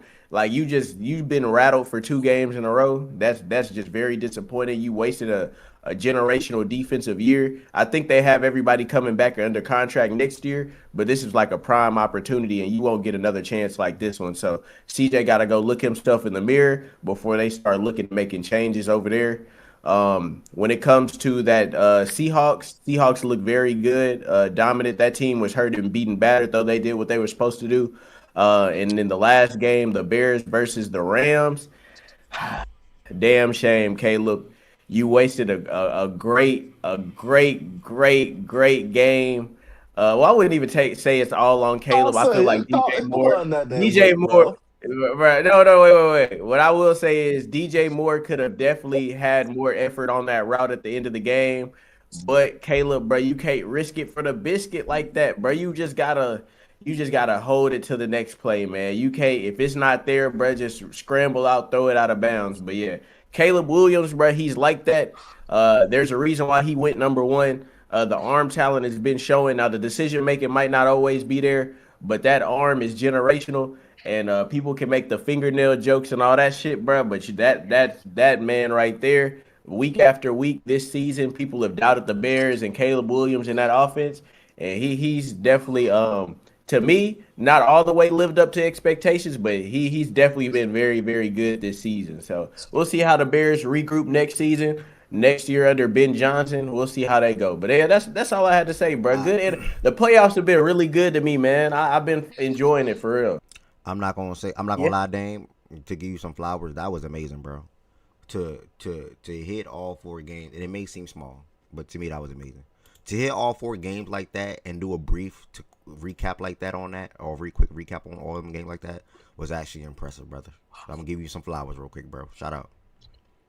Appreciate it, bro. No problem, yeah, bro. man. And Stafford, that throw in overtime was crazy, bro. That throw to Tay Adams, nigga. Yeah, you can't teach that. That's man. Man, so People when I was questioning Hall of Fame. wait, hold on. Yeah. Now I'm looking at that a little different because I'm watching the game. On TikTok, right? Shout out to y'all for holding down the Discord. I'm watching the game on TikTok, and I'm like, bro, how the fuck did he just throw that like that? So that was in overtime. Bruh, that was in overtime, bruh. Throw real quick. I feel like that wasn't overtime. Bruh, that throw, that was in overtime. I swear, I think that was overtime, bruh. What throw I was the think game? that was overtime. The one of Devontae Adams. Yeah, low is low. That was the game with Jar. Yeah, that was overtime. Bruh, when I tell you that, bruh, look at that fucking angle, bruh. Look at how he flipped his hips. It's third down. Like that arm, that is a crazy throw, Bro, that's bruh. a crazy throw, bro. He flipped his hip 90 degrees, bro. Look at him flip his hips. My damn, that just got blurry. Damn. It did, bro. But that throw right there, I'm like, yeah, can't that's a teach nut. that. That's a nut dropper right there, That's bro. an That's straight arm insane talent, bro. bro. That angle just crazy. For you to just like trust, and Tay Adams is crazy for catching that as well. That was a great catch. But yeah, man, That Nah, I definitely that have was to. I was definitely waiting on the replay on that. I'm like, did he get in bounds on yeah, that that? was a Like, did great he hold that? game though. The NFL playoffs doing their thing, bro. The script been going crazy. How y'all feel about that? How do y'all feel about Don't it, and by the way, don't it guys, feel y'all can good to watch the playoffs and not know who's gonna win it or who gonna end up in the Super Bowl? huh? You said No, what, I Lo? definitely agree, Lo. I definitely agree. Like I it's said, don't the it feel good to parity. watch the Yeah. playoffs like from the Oh jump and you yeah, don't know who's gonna win it? Like you don't Nah, know it who really gonna end do, up in the though. Super Bowl. Yeah, it really do. Yes.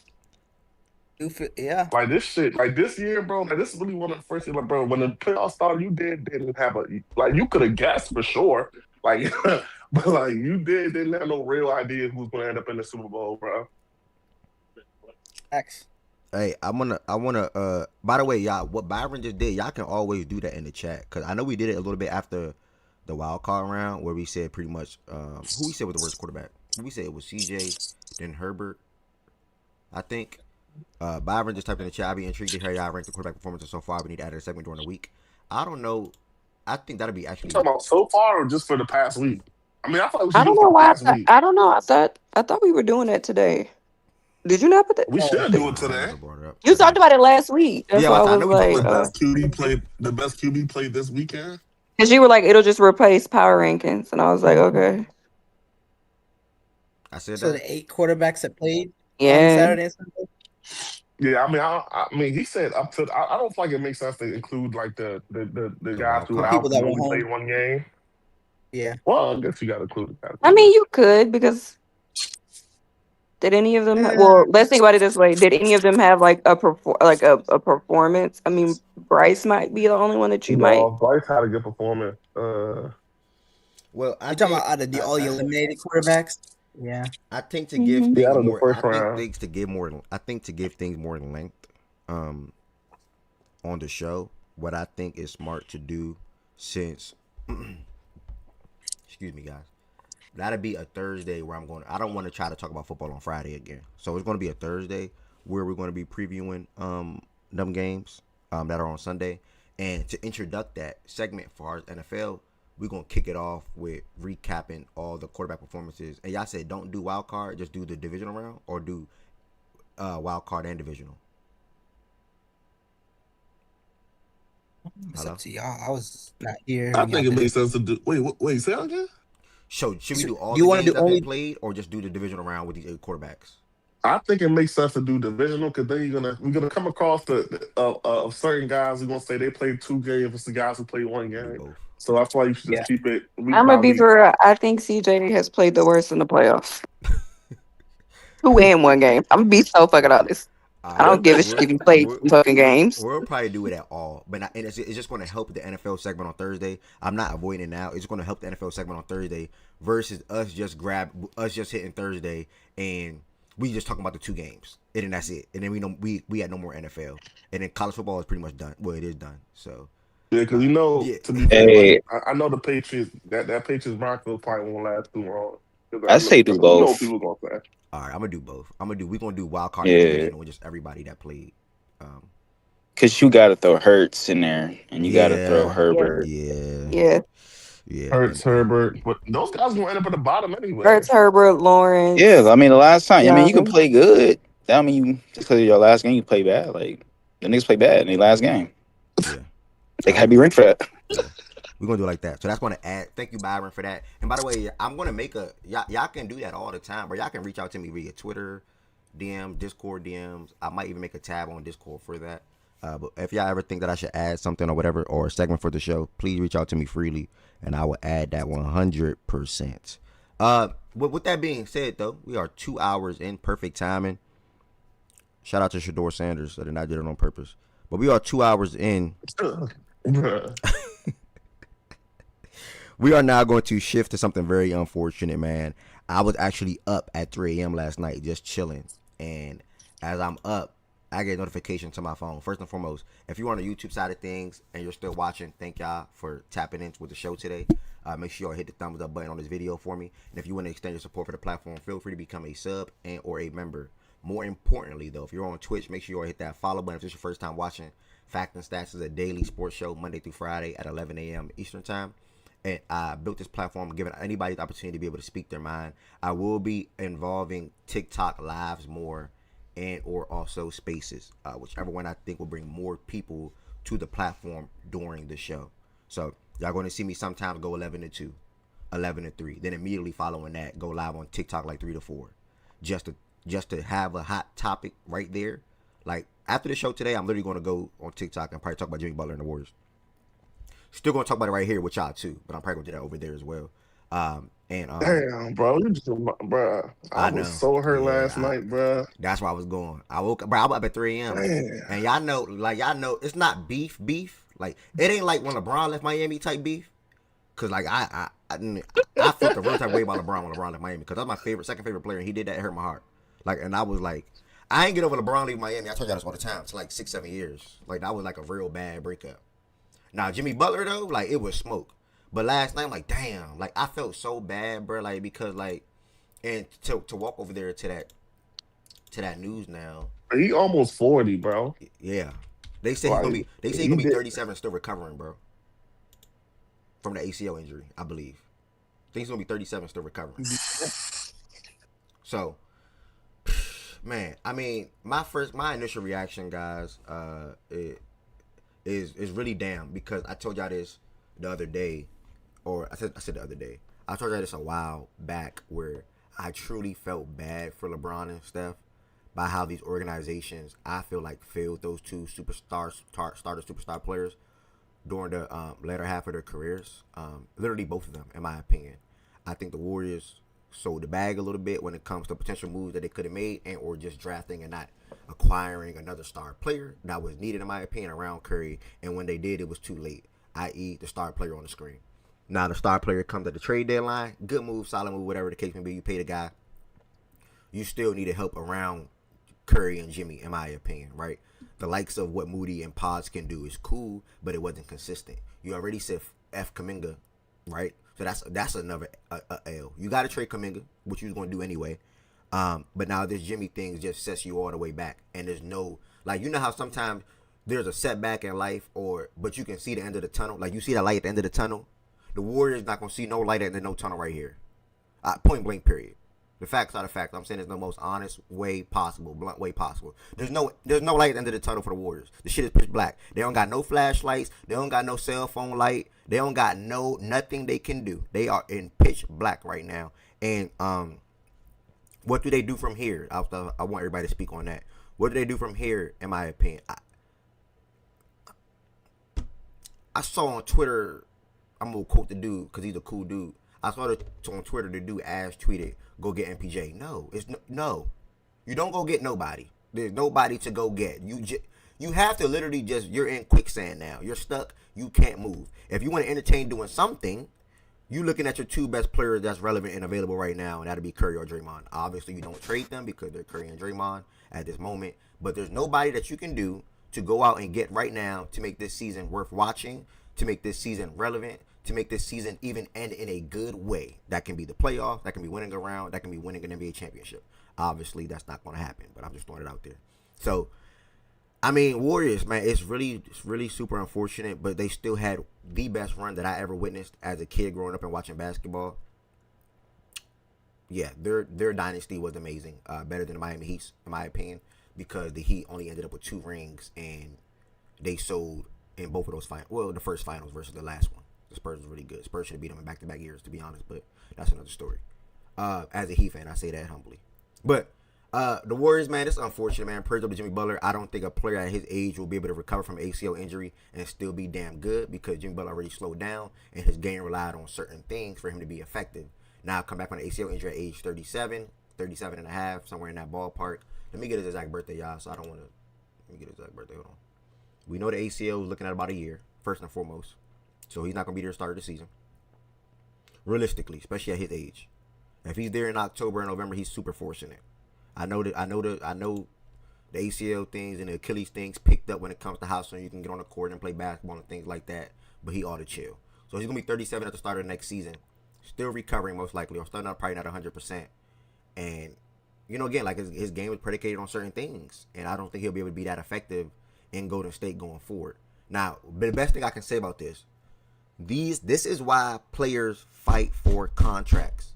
This is why players want trades when they don't get paid. This is why players willing to sit out when they don't get paid, and this is why players want to get paid. Micah Parsons wanted to get paid by Dallas.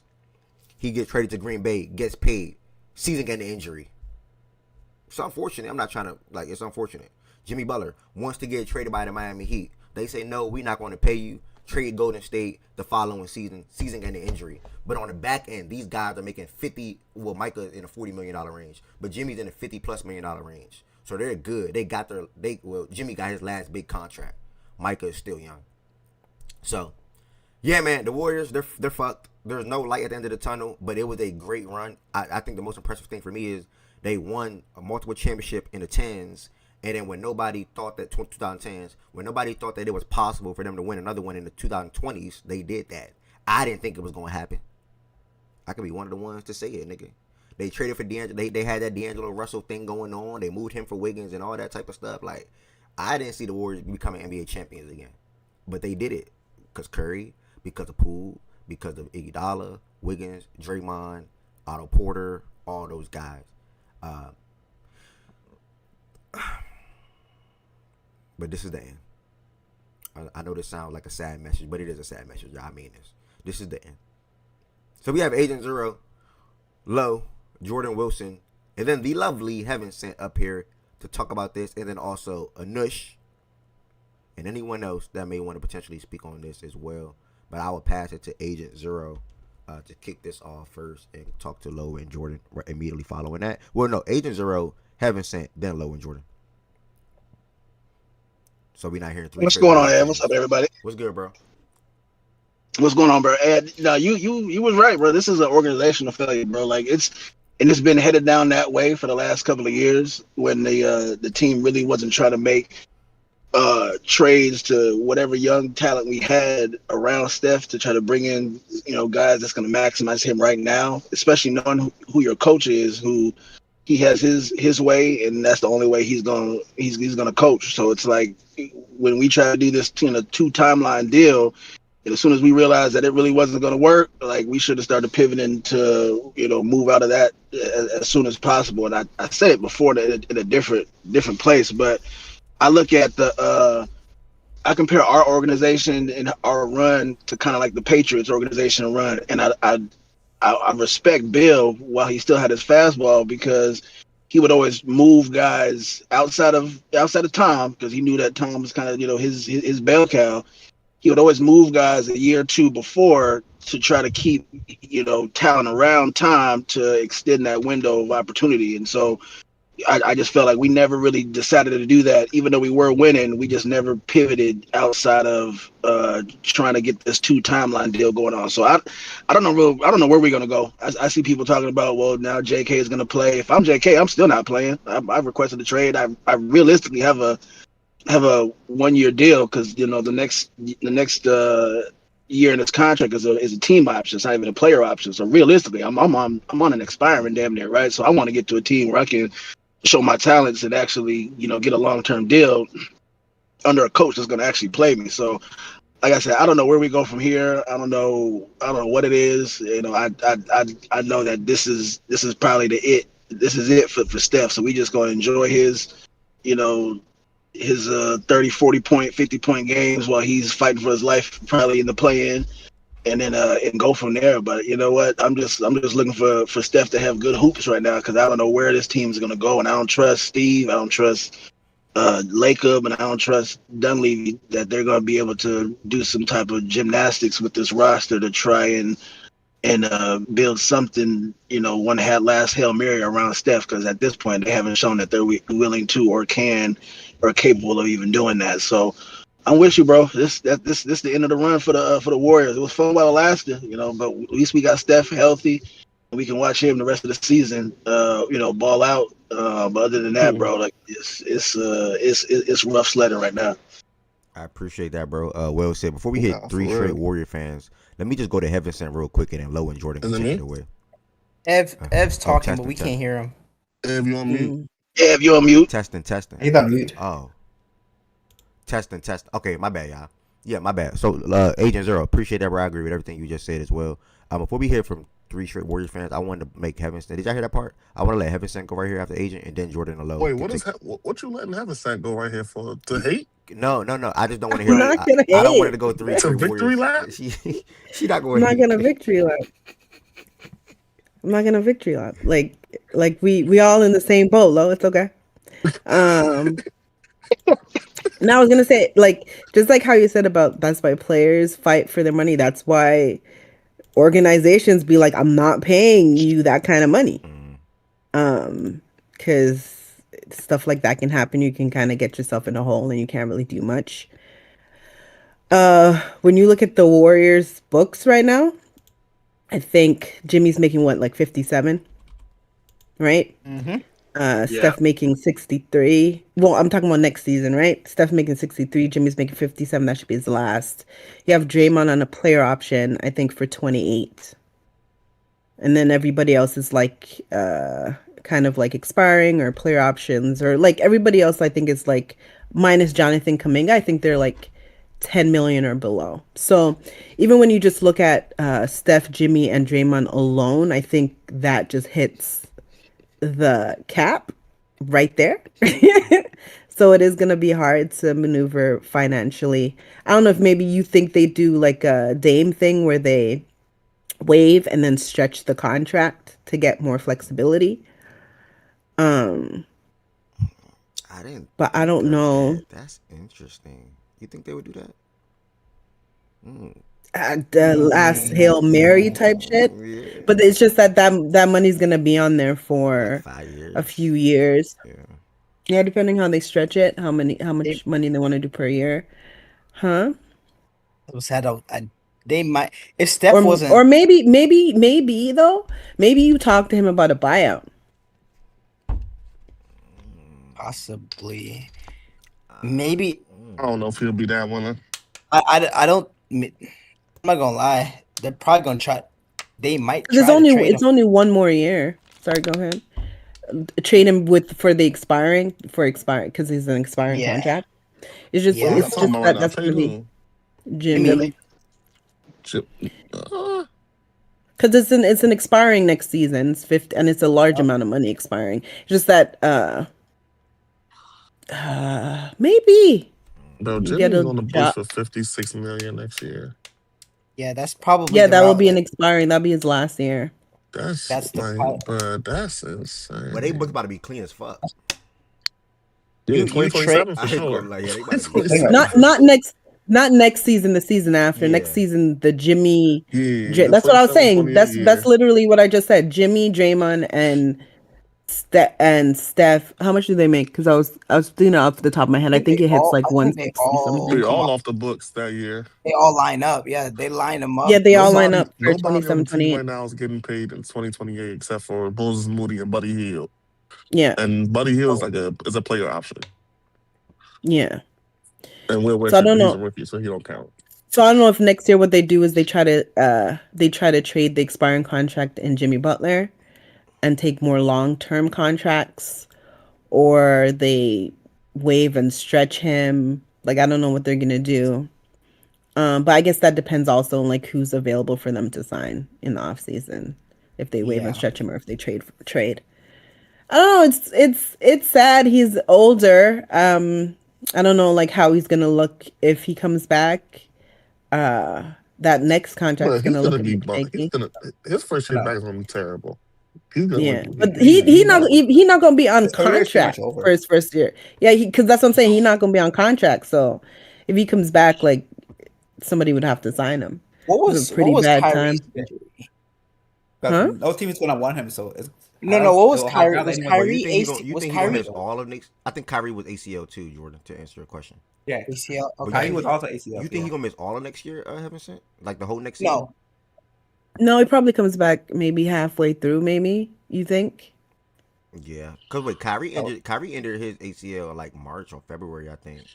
March. That's what I'm thinking because it's about to be 11 months since Kyrie. They sort of kind of around the same age. Jimmy's a little older though. Man, that's Jimmy's older. That's about to be so bad for Jimmy, man. I'm not gonna lie. Jimmy's 3 years older. Yeah. That's about to be so bad for Jimmy. Jimmy might not play next year. I ain't gonna lie. That's what I said. Yeah. By the way, the record might be that he might not play next year. He's already mind you, if I'm money, Jimmy, bro. He don't care. If you I'm can't really trade him Jimmy, because no team is gonna want him. Well, He'll pretty much be over. because of the expiring. That's why people would trade for him. yeah, he's an expiring. Yeah. I honestly think he's played his last game in a Warriors uniform. To be honest. Yeah, I agree. His career's over, Hadley. No. He'll still play basketball. I just, it'll probably be one of those things where he's a vet min type of contract. I was about to ask that next. Go ahead. Yeah, no, vet min or mid or what's it called, the mid level or whatever. Like maybe those are the type of contracts that's probably the type of contracts he's getting going forward. Was the ACL in the same knee that he be having issues with? Yep. I know he's had some knee issues. Oh, same knee. It is. Yep. Yeah, the right knee too. Yeah. That is that knee. Yep. That's that knee from that Kelly Oubre stuff in Miami.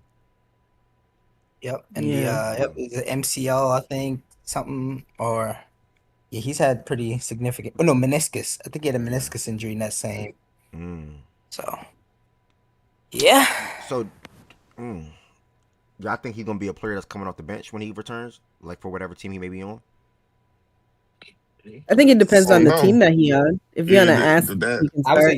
I would say yeah. I don't definitely. think he's gonna be. I don't think he'll come back and play on an ass team. I think it's gonna be like a contender type of team, where like Jordan Wilson just saying, like a mid-level type of thing, somewhere in that ballpark where he can still get paid up to 15 or 20 million, but still can be effective in short stints for said team. Right. Yeah, he's definitely gonna be coming off the bench. Because I don't know if he's gonna be a 35, 36, 37 minute player averaging 20 points per game. I don't think that's gonna be the thing. Like, nah, that's not gonna be. I could be wrong. Averaging 20 points per game. He's gonna be way too old. He's at 20 right now, but I don't think that's. I could be wrong, but I don't think that's gonna be Jimmy Sorry, Butler. go. Whoever gets him after this injury is gonna be lucky to get a 15 out of him. Yeah. He already was walking in there on some nights not feeling like scoring. Imagine what he's finna do now. I was gonna say that's why I was like 20, because like it's not like he for his entire career he out here averaging 20. Like he wavers between like maybe 17, 18 to 20. Oh, never mind. Oh, excuse me. Well, he like a 18. He's like a 17. Sorry, what'd you say? What'd you say? Ev? What'd you say? No, I wasn't listening. Majority of his time in Miami, he was a 20 ball. So let's just I would say that then. He averaged 20 every year in Miami. This year don't count. This year he not was you on weird. stuttering. This year don't count. You were stuttering. I saw you put the foam in it. This year don't count. He was on some weird stuff. Like he wanted to get out of Miami, so he wasn't trying to shoot and stuff like that and play basketball. But every year he was in Miami. Yeah. But if he wasn't, I guess like low 20. Oh, you just saying 20? Yeah, because he was always around low 20s, averaging points per game. I think in the regular season, his defense kind of cooked too. That defense thing that y'all used to push why he's like this all-time player kind of cooked. So, kinda, it is. Why are you laughing, Byron? No, because of that jab. Shout out Low, man. Shout out Low Zay. He was ahead of the curve. That jab, he was ahead of the curve on twin mic for the day. Shout out Low. I'm just saying, like the conversation when it's like, oh, it's okay, he can average 18, but that defense elite, like that kind of conversation kind of cooked. So, I mean, he won't be able to give you that defense no more. Oh yeah, that's a thing too. But no, I think now and we're now with the trade deadline a couple weeks away now. I wonder how you approach it now. Y'all really fucked it. Jordan. Y'all really fucked it up with the drafting. Yep. I think the Warriors. I think free agency was always an issue for you guys, just because, like, y'all had Steph, Draymond, and Clay, and y'all had to pay them because of what they did for the franchise. Just what you had college basketball, but like when y'all drafted Wiseman, like everybody who I knew who watched drafting was like that was a shit pick, and y'all drafted him anyways. So I feel like that's where y'all kind of really messed up with the drafting. Three lottery picks and you can't get an What, established Wiseman? guy. You gotta No, you gotta Wiseman, package the Wiseman first was round fine. trade. I want Bro, that's to the thing. comment Like, back on. Oh, my bad. no, I was just gonna say they had 3 lottery picks and they couldn't get anything established out of that. Like, Yeah. you know, you can't blow opportunities like that. But now, to me though, they'll probably shop. They'll probably shop Jimmy. To be honest with you, I'm not sure that they'll even. I don't amount to anything. Aging Jimmy Butler with a torn ACL, that's not gonna get you too much, brother. It's not gonna get you too much, but what it will Maybe do is, maybe a second or two, so you can package it for something else. Maybe. yeah, it frees. It's really to free up the money, probably. That's really more so. Maybe Down you're in the not trying to second, you get. think? Jordan, I got a question for you too, Jordan. What's up, agent? You still got to trade JK, right? Yeah, yeah. It's not even. Oh, it's not even so much. Do you? Wait, hold up. It's not even He so don't much want to the be Warriors. there. But he don't want to be there because there wasn't no space for him. Without Jimmy, it's a No, space for him. no, he didn't want to be there. He don't want to be there. Like he's not gonna be like, oh, because Jimmy not there now, Without you Jimmy, want he me? Like, got a F role up. now. No. Here, but no. It's not even about the Warriors wanting to trade JK. If I'm JK, bro, no, I'm not playing for you. I'm not stepping on the court. I'm out of here. Get me out of here as soon as No, you I'm stepping can. on the court, but I don't want to be there. No, I'm not I mean, what's stepping stepping on on the the court. Why am I court stepping on gonna the do court? for You didn't want him, to play me. You didn't want to play me, so why would I step on the court now? I'm gonna step on the court so I can increase my value. So when I'm a free agent, they can give me some money. I'm gonna play basketball. I'm not that established where I'm like, yeah, I'm not playing basketball. Okay, but here's the thing, Heaven Sent. His value what it is at this point, though. Twin. No, I'm not even talking about that. I'm just saying a body of work. So when you go to the table to negotiate for your next team, you can be like, look, in this year, I gave you this. And not you this. I The did trade this. deadline so close. The trade deadline so close that his value is what it is, though. His value. No, I'm not talking. No, you talking about something. You talking about the value for the Warriors to get something back. I'm not talking about that. But the reason why I asked that question, He's still Jordan, hold on. Let's stay right here real quick. But Heaven said he's still saying the same thing regardless of the way you're saying it, though. No. Yeah. Yes, he is. Yeah. Like on both sides, his value is what it is. No, I get that. But what I'm saying is that next season, when he's on his new team and he is negotiating for a contract, right? I do think that you pointing to an additional season where you're playing really well when getting minutes is a good negotiation tactic. But Twin, that's to inflate going to be your about thing. the new team he'll be on. And also, Heaven sent that Look, hold on, Agent, hold on real quick. Heaven sent also that new team negotiation starts the deadline and or this off season, not next season, because the Warriors are not going to pick up that team option. And not only that though, but the Yeah, thing right. about Whenever they Kuminga talk, like is- you'd still play on the Warriors this season. But here's the thing about Kuminga though, like who Hold on, he wait, is. I'm confused. Bro, the Kuminga thing is, if you give him minutes, he can put the ball in the basket.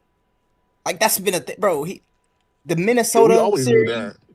that. But that's what I'm saying. So if he comes in these next couple weeks and let's say he averages 20 or averages whatever, like to me, that's not anything different than what he's done before when he's gotten minutes and gotten opportunities when he's had an expanded role. Like I don't like unless he develops some new skill or something that we haven't seen in his career. Like his value kind of is what it is. If you give him minutes, he can score the basketball. He has some issues in a lot of areas on the floor. I don't know. I don't foresee that changing in the next couple weeks. Like I don't see his playmaking, his ability to handle the ball, his off ball. Like I don't see all that stuff improving really. So. But yeah, see, that must Jordan, go to what I was saying. the reason why I asked that question though, Jordan, about JK, is we know JK is a Laker guy, right? Like we know that's damn near the reason why he's still on the team. What I'm thinking in the long term, this is Kerr's last year. He's not signed through this year. So do you think Laker in his mind says with no Jimmy, we don't really have a path to really get to championship contention? I still got this young guy who I've personally invested in for all these years.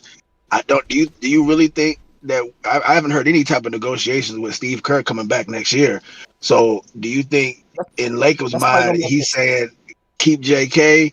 Steve's gonna probably ride off into the sunset, and now I at least have a young chip that he knows I rock with him, and get a so coach in who's gonna actually play him. that might be a case for why you keep him past the trade deadline. But ultimately, whether Steve comes back or not, it's probably gonna be up to Steve himself and up to Steph. That's true. Like This if Steph season, wants to, when I've watched JK play this season, it hasn't been that great of a season. Even when he gets like the 30+ minutes. Yeah. You can tell me if I'm wrong, but whenever I've watched the Warriors this season, he hasn't been coming of like the season before, like when he gets his numbers, he's kind of dipped. No, when he's I've going through the watched. motions. He started off Yeah. hot. Yeah, As soon as he got put on the so- bench, he's going through the motions. Yeah, Yeah. they I think he started good like the first like 2-3 games, and then since Yeah, then when he it's was just starting. As soon as he stopped Yeah. starting, he stopped trying. The fascination with him is fascinating in and of itself to me, bro. Like he's It just a is. regular role player. He's a good role player. He is. I He is. I don't get him being benched like this. I don't get him being thought of as a star. I don't get either side of the extremes. It's just it's just weird. It's very weird. It's weird. He's been- It's a weird situation he's been through. Yep. It's Yeah, to be weird, fair, he's 'cause not a good role even player he for the started Warriors either, though. because he started the beginning of the season he could until be I if they think had like I think October, November he was I starting. just think he's an idiot. And That's all I'm saying. only like the first like 3-4 games. Somebody got to double check because this is off of what I remember. Only the 3 or 4 games he was really really good. Then even when he was starting, he just wasn't playing up to par compared to the seasons prior. Like this hasn't been a good showing for coming of this season as a basketball player. But other than that, like yeah, I think he's just a role player. I agree with Byron. I think one of the reasons why Kerr doesn't play him is because he's not that smart. smart. That's a different conversation. How How smart was Jordan Poole? How smart was I've Jordan got an Poole? outside jump No, shot. but they needed Well, yeah, Jordan Jordan Poole, Poole's he got a skill set that self-create. still fit Yeah, that's what I was gonna say. to a certain That I was degree. gonna Like, say still a that. He need skill athleticism set. too. That's us, Byron. Man, That's us. athleticism Yes, right don't there. cut it. Just athleticism if you're not gonna not cut it in the smart. Warrior system. Sounds like he Yeah. needs to be. He sounds like he's as a young player needs to be coached. No, he just needs something. He just need everything to be simplified. That's not for him. Kerr, Jordan. You know that. That's And that's the not take Kerr. back Yeah, that the is the right. coach. That's No, not Kerr. I think it's more than I think it's more than just Interesting. being. I think it's more than just being coached. I think the Warrior system is just a bit complex, Complex. and that's just Bro, what it is. he And also it's just going from to be the hard for jump. him to fit in Bro, there. that shit is not. I But don't think it's here's that the thing. complex. Nah, To but to be fair, you, but right? to him, it is. The Warrior system here's the is thing. not always about the thing in front of you, right? It's not always about the pass. It's a lot of times it's about the pass after the pass. He don't be Yeah, thinking about that sometimes, bro. exactly. He just Bro, want to, but if he can't get a bucket or make a direct pass to a bucket, he's not thinking about that. but That's the simplification that Byron's speaking on. The but here's Warriors the don't do thing. that. Steve And it also would be more never. simple if he had the skill set, like outside shooting. My fault, Jordan. But here's the thing. Yeah, that Or Steve if they had, also or the never. talent outside of him, that would also help. Like I feel like a part of him, I feel like a part of him being exposed in terms of what his flaws and it not living up to his strengths is that they don't really have other guys at his position. Like ideally, he would be slotted second or third at his position on the team. And I feel like if he plays, he's kind of slotted more up. So if you're slotting somebody more up and they're not as good at those things, then it becomes more exposed. But I don't think I think he's just not slotted properly when he plays. I mean, as a So they have to as a better- second It's tough as a with second Jimmy and scorer. Dre too, though. Well, Yeah. I was gonna say, he Yeah, can't. He doesn't fit with Jimmy and Draymond. That's yeah, a big Jimmy and Yeah. Dre, that makes it those, tough. those guys play a lot of minutes, and those guys play a lot, even like together. And it's a skill sets in the How front do y'all court. stagger those three every game? Because I watch some of y'all games, but I don't know if what I've watched is every same rotation. Like what's the regular stagger? So I will say normally. So what they would do is have Jimmy and Draymond play a lot of the second unit without Steph. That's what would happen a lot of times. Yeah. And then you'd have obviously Steph. Or he used to be in with Steph, but to be honest with you, I don't even. It's that, but he's also like there's minutes for like if Steve really wanted to play him, there's no That's way the there's thing. enough talent on the That, team that's to where he. I think you're that's lacking another wing. I think you're lacking yeah. a We don't. secondary wing who could play What in a unit with him and with Kuminga and Steph. Jordan? The thing is, Jordan, we're not even lacking. We don't have it. Like That's what I'm saying. Yes. Guy Santos just rolled his ankle like a game or two ago. He's out right now. With Jimmy being out, and Jimmy's only like what 6'4", but he hasn't playing in Kerr's system a lot of times at power forward. And then you have JK who's on the bench who's not getting minutes. We don't have another wing. Like legitimately right now, if JK is still on the bench not playing and Guy is hurt, we don't have another wing that's above 6'5" on our roster. No wings. We're playing No Mendoza. wings. No wings. No wings. I think I don't know. Yeah. I think the Hagen. skill set that he has, but Yeah. you're saying because of his skill set, Yeah. he needs another wing, Jordan. No, I'm saying because he's their only other wing. When he gets in those units, he has to try to do shit that he probably shouldn't be doing. He should probably be another guy next to him that as a role player that's doing that. What do you think he should be doing?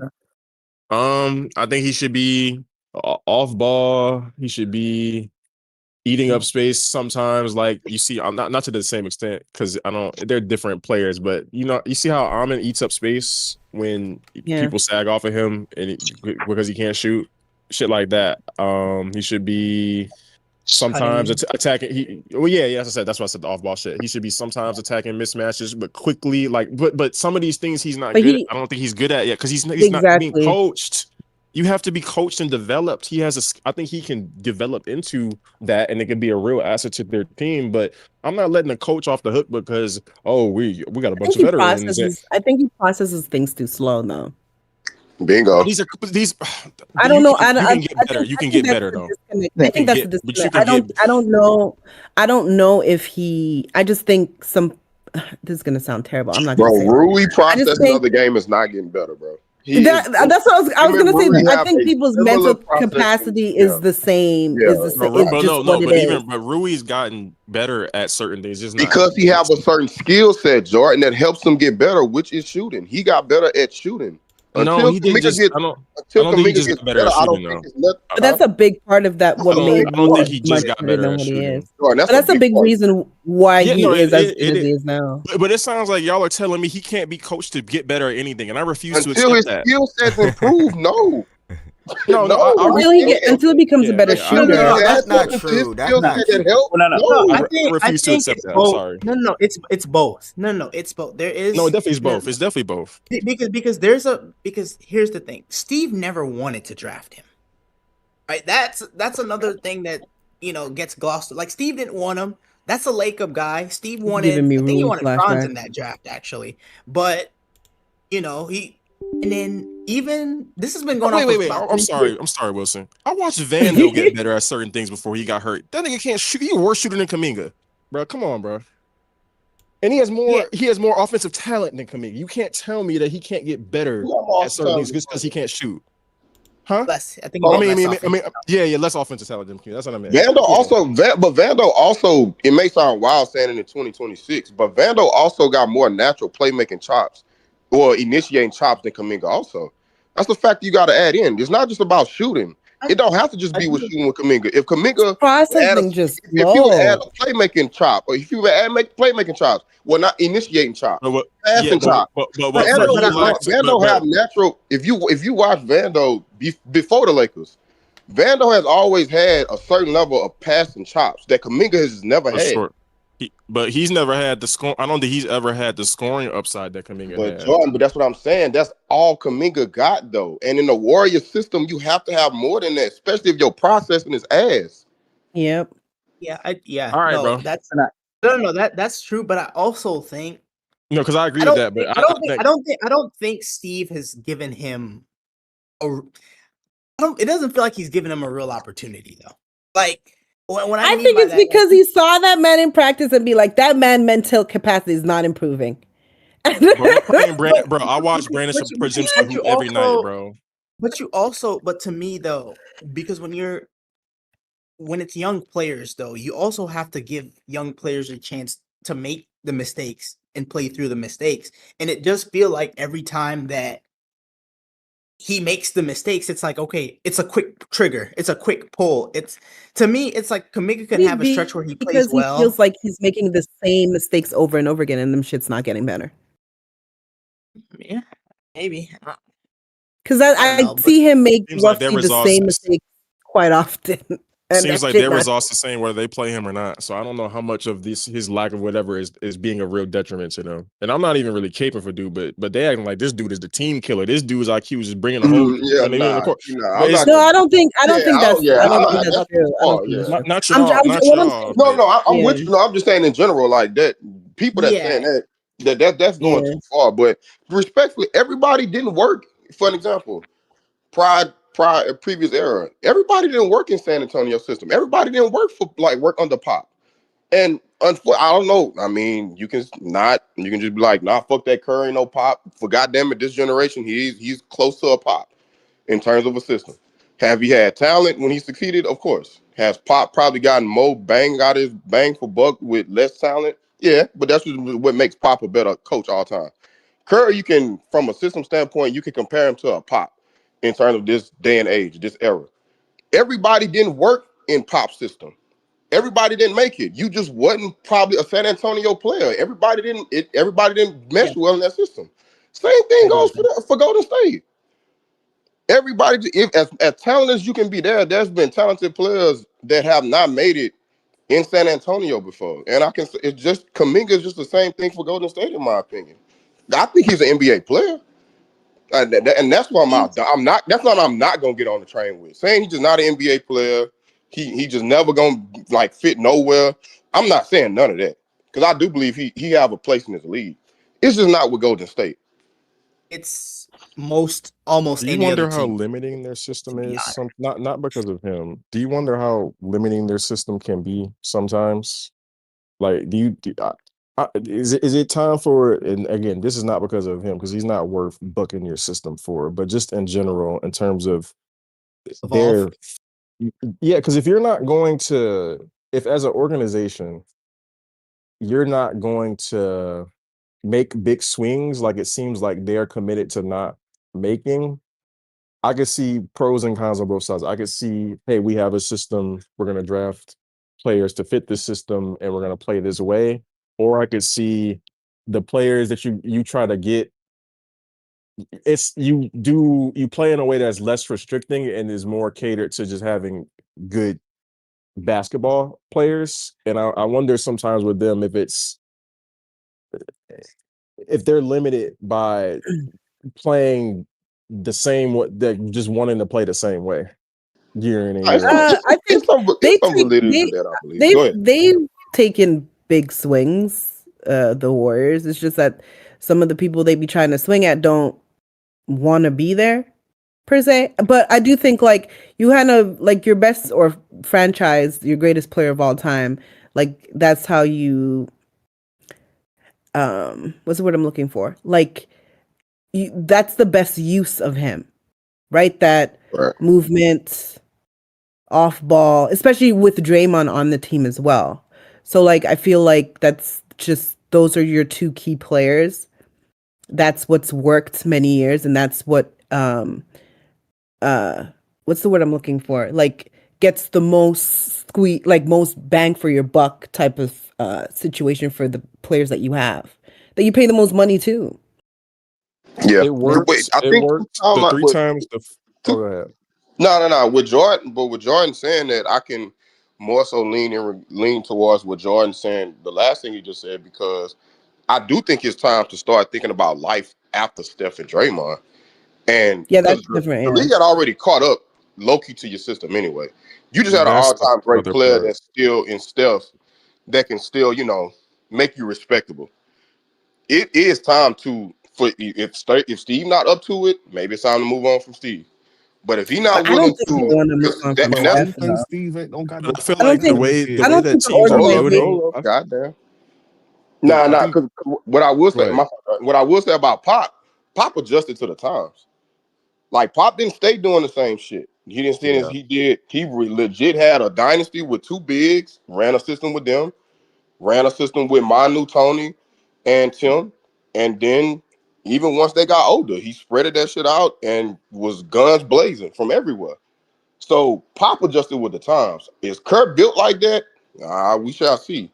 But No, it he is not, time for bro. him to move He ain't on got from nothing to this. see. How do I'll you tell you that how do you now. think how do you think What they you say, should adjust, Joello? how do you think they should adjust I the said like no, he's not built like that, bro. how do you think they should adjust, like get rid of Steph or like make him take a step Well, back? I mean, Like they not. To be fair, I was thinking about this last night. It's just certain players that's you can't just get rid not. of. Yeah, they gonna retire with the team. They not like Exactly. at this point. I just think Giannis is one of them niggas too, to a fault. But Steph, in like more gracefully and in a more tasteful manner, Steph is one of those type of players. He's not. He ain't going nowhere. He's retiring a Yeah. Warrior. That just is what it is. I think Shea is retiring and go to in OKC. Certain niggas like Jokic is retiring in Denver. They're never gonna pivot away Yeah, they from not going. those Yeah, they not. You're players. not going nowhere. So it is what it is. Yeah. You You're got just gonna the build around them as best as you can, yeah. You maximize got it the as much. most you That's can. what I was looking for. Yeah, Yeah, you got maximize it, and then you just when he retires, that's when you pivot. right. You got the most. Honestly, you got the most that you could have gotten out of Steph and to run. Him as a player. He didn't already you overachieved with him already because nobody saw him being this out of Davidson. That You overachieved with 2016 this. You bullshit. overachieving this. Huh? 2015 bullshit. I got you. That 2015 bullshit. I got you. Go ahead.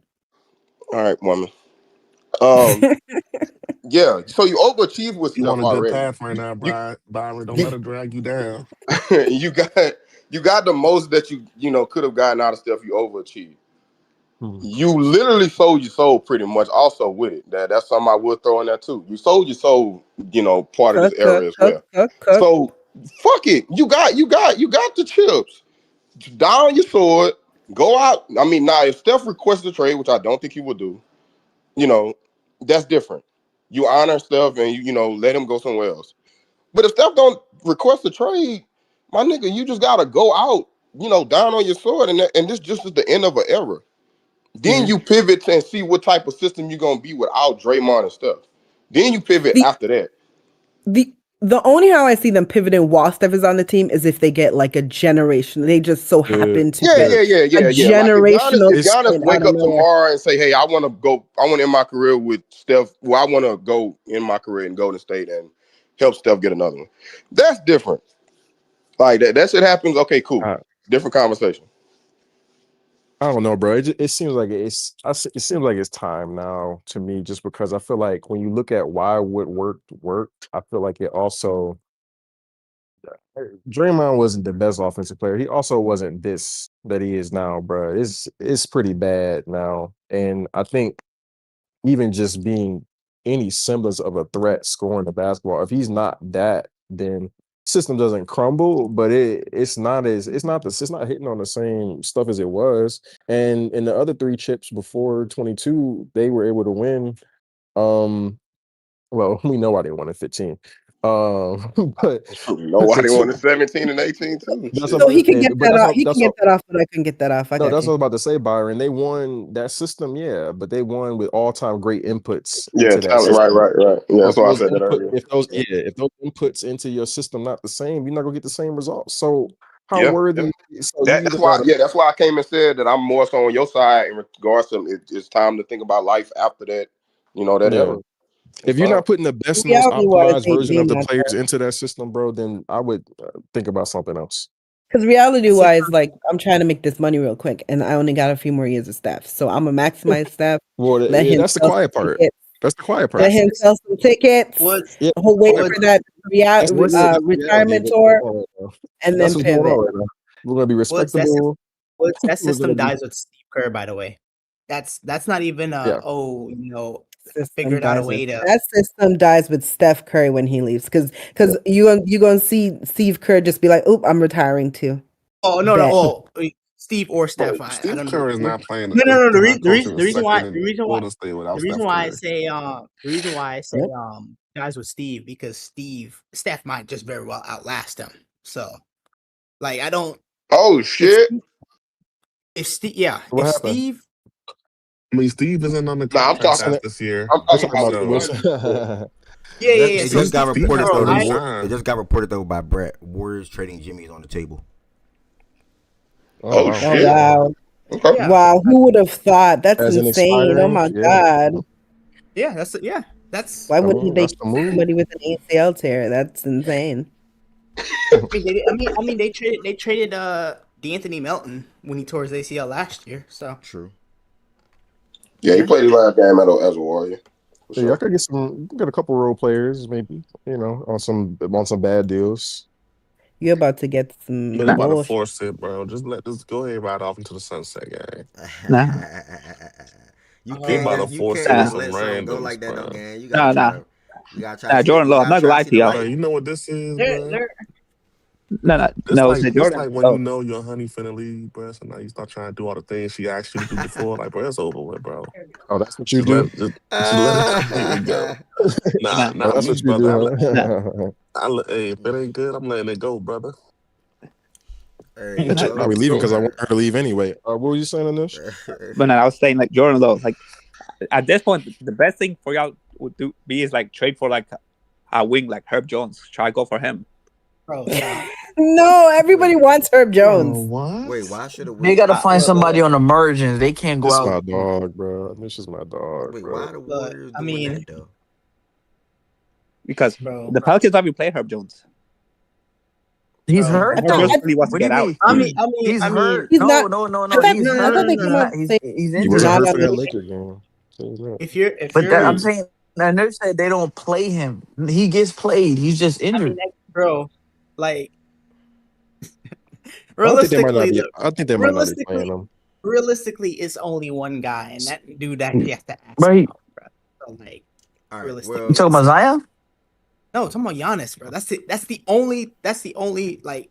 If you're doing that, cool. But other than that, bro, you just pivot to the next chapter of whatever Warriors basketball is. I do want to see how they're going to Steph build Curry that and post next. Steph Curry. Yeah, I want to see how they Don't let me build that have for to sure. be a part of that fan base. You want to see how they build the Jimmy- next war? You want me Help to tell me, you how they're Lord. gonna build the next Warriors team? Yeah, I do Help want me, to see Lord. that. I want to see that. That shit Hey, gonna Heaven be Sent, ass hey, until they Heaven get Sent, another I could superstar. just watch. Hey, Heaven Sent, you know what? They're about to fall into some bullshit. Hey, The y'all only how don't they have to become do good that, again bro. is if they fall into some Heaven Sent, bullshit. Heaven Sent, I don't need to see. I could just go to NBA Classics and watch the Warriors sometime from 1994 to 2006. It's the same shit. No, I will say this. I will That's say about this. to be ass. Steve Kerr did develop. It worked because of Steph, but he developed this system. So who's to say he can't develop something else? That's what I'm saying. But he's not an innovator. Like he's not. He literally innovated. He got a certain. This. No, I'm saying he got a certain This was thing halfway that he's handed gonna to stick him. to the guns. I'm saying, hold up. He has a philosophy where he's sticking to it. He's not as Eric Spoelstra. He's not gonna adapt with the time. He Eric has a Spoelstra. certain. No, I'm just saying he has a certain mindset in how he plays guys. The How do you motion know that though? offense. He's never Hold up, the really been in a motion offense. position to where he's got to That's what start I'm from saying. scratch, though, twin. Yeah. What do you mean? He How do I also- know that? Look at how he but he coaches. also So what I doesn't just want. said, he's never Because had he to hasn't start from had to scratch, do though. it. He also doesn't want to though. Like if he could, bro, that He ain't man's gonna have a got. choice with Steph gone. He's not coaching after Steph. I mean, if he doesn't Well, want you to, don't know that. You gotta stop saying that, bro. Bro, no funny. We I know that, wouldn't. y'all. Y'all gotta stop. Yeah, we know Byron, that. We know Byron, that. I And I'm promise not gonna you. lie. The more people talk like this, and the more this talk goes up, he gonna want to coach. He gonna want to show y'all something. He about to be Bill What is he Belichick. gonna show Nobody us? cares. Because He about to be Bill Bro, I dare Belichick him to show me something, after bro. thing. because he's a guy. After Because remember, he's I had health triple Tom dog problems, Brady. dare him. bro. He's had health problems before, right? Like he's his back bro. shit. It ain't like at the end, bro. As a matter of fact, it's likely that Steph outlasts him for real. Like that man don't got no more than maybe 2 years. I'll give him 2 years of an NBA coach, and that man is gone. Bro, he like 48. What are you talking about? What?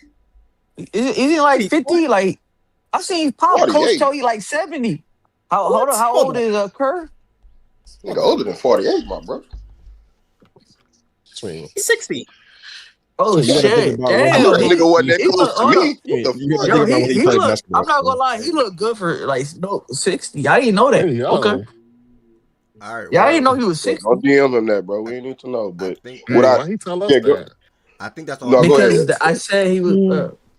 I think that's all the I, final comments on anyway, Jimmy and the Warriors. And I heard y'all, obviously the Kaminga necessary conversation as well. Funny. I mean, not funny. By the way, I just want to apologize to all the Warriors fans. I had to sacrifice Jimmy Butler for a Drake May championship. Sorry. Bro, what?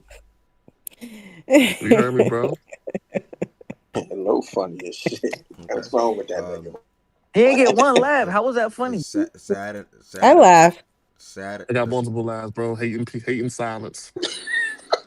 This nigga Twin I crazy. laughed in Go ahead, the word, Twin. silence. I ain't gonna- I All laughed right, in y'all. silence. All I ain't right, y'all. gonna. The sad thing about it is, though, the Warriors are playing good basketball. They won a 4-game winning streak.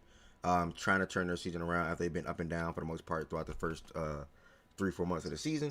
They were sitting at 25-19, and obviously they have to entertain the idea of trading Jimmy Butler. So we will see what happens. I think I had said a good 1, 2, or even 3 to kick off the segment, and appreciate you all for also to chime in. 12-4 in the last 16. Damn. And appreciate everybody that chimed in on the conversation around Jimmy Butler and the Warriors going forward. Another thing that I wanted to bring up today on the show, it's not that deep, but let me clear out some of these things. My bad. All right. Another thing I wanted to bring up, really just flashing and showing appreciation and love to some of these all-star starters. Some even first time. And Tyrese Maxey. Tyrese Maxey's an all-star starter on the east side of things. And hold on. Damn, I gotta scroll this far. I'm mad I can't look at DMs on my page no more. I would have just DM'd it to myself, but I don't know my passcode. So, God, my goodness gracious. Okay. Sorry guys, I can't find it. I just searched it. Here we go. Sorry. All right, 2026 NBA All-Star starters announced. The West, obviously, Luka, Jokic, Curry, SGA, and Wemby. This is the first year in 21 years LeBron James was not an all-star starter. You doing too much. How? Nothing. Go ahead. You said first time in 21 years? Yeah. That's crazy. That's insane. I'm That sound bitter. about right. My apologies. I'm That bitter. sound about right. Yeah, that's tough. That's an insane stat. Like that's never going to be.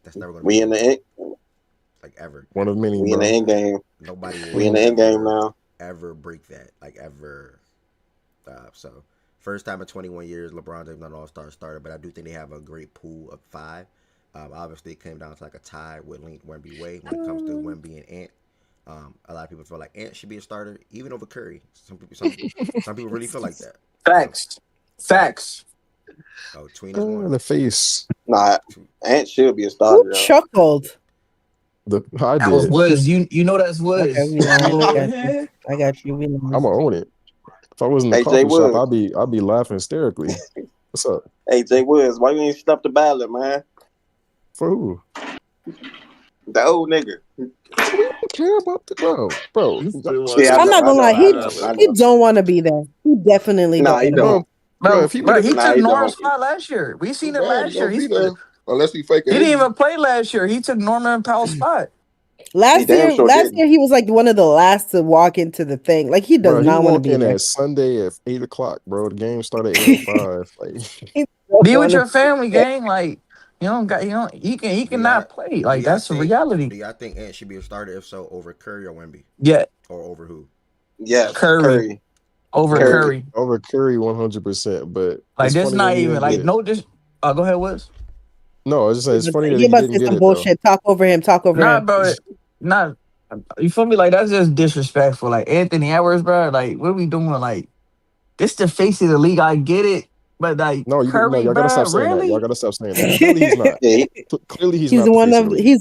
the faces. But We're not he doing the this. face of the league, bro. Like we Okay, talk there about we a go. That's better. guy. A face, yes. A guy. We're talking about one of the best scorers in the league, having a career year again. Like he developed a post game. He defensively, we already know he's steady. Like man, we talking Well, he's Curry. gonna be an Like all-star come on, reserve. bro. Yeah. He should be No, starting that's for a sure. starter. That's a starter, bro. Like, what are we talking about? Shout Blame the out Steph, fans. man. I'm not Blame the gonna lie. Shout out players. Steph. They're doing world How you versus doing? US, right? USA, Yeah, yeah. but So they just the gonna world team is move. finna So they're smack the so they're USA just gonna team. move Giannis. They're gonna exchange Giannis and let's see here, That's Put him Steph. where I Jay. guess Steph is. Yeah, Yep. Giannis and Steph pretty much gonna swap. so. It's gonna be Mitch won it Steph, already. That's Jay's. Brunson. That's Jays What for do you say? Canada, brother. Yeah, I know. SGA is in Canada. So it's gonna be Steph, But that Brunson, team is Maxey, insane, bro. Hey, Cunningham, and if Cat Brown. make it, what team he gonna play on?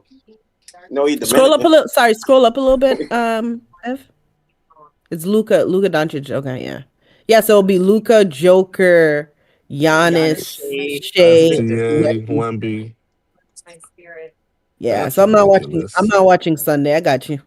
That's ridiculous, bro. Isn't there Well, a third Saturday team not now? that good either. The best thing about it is the 3-point contest and skills competition. Bro, Nah, that dunk contest. Was That it shit last year is that shit was ass. good? Who's in the dunk contest this year? McClung will save us. McClung will save us again. Oh, 3 point. he's not. Even He's not 3 gonna point. be in it this Bro, year. even the And 3 point contest don't and even did got they juiced that announced much anymore. the participants No. Nah, they haven't. The dunk. Nah, You talking about the yeah. dunk contest? Yeah, nah. for both Yeah. They dunk usually and 3-point. they usually do that the week before the All-Star game. So near this February, we're gonna get some information.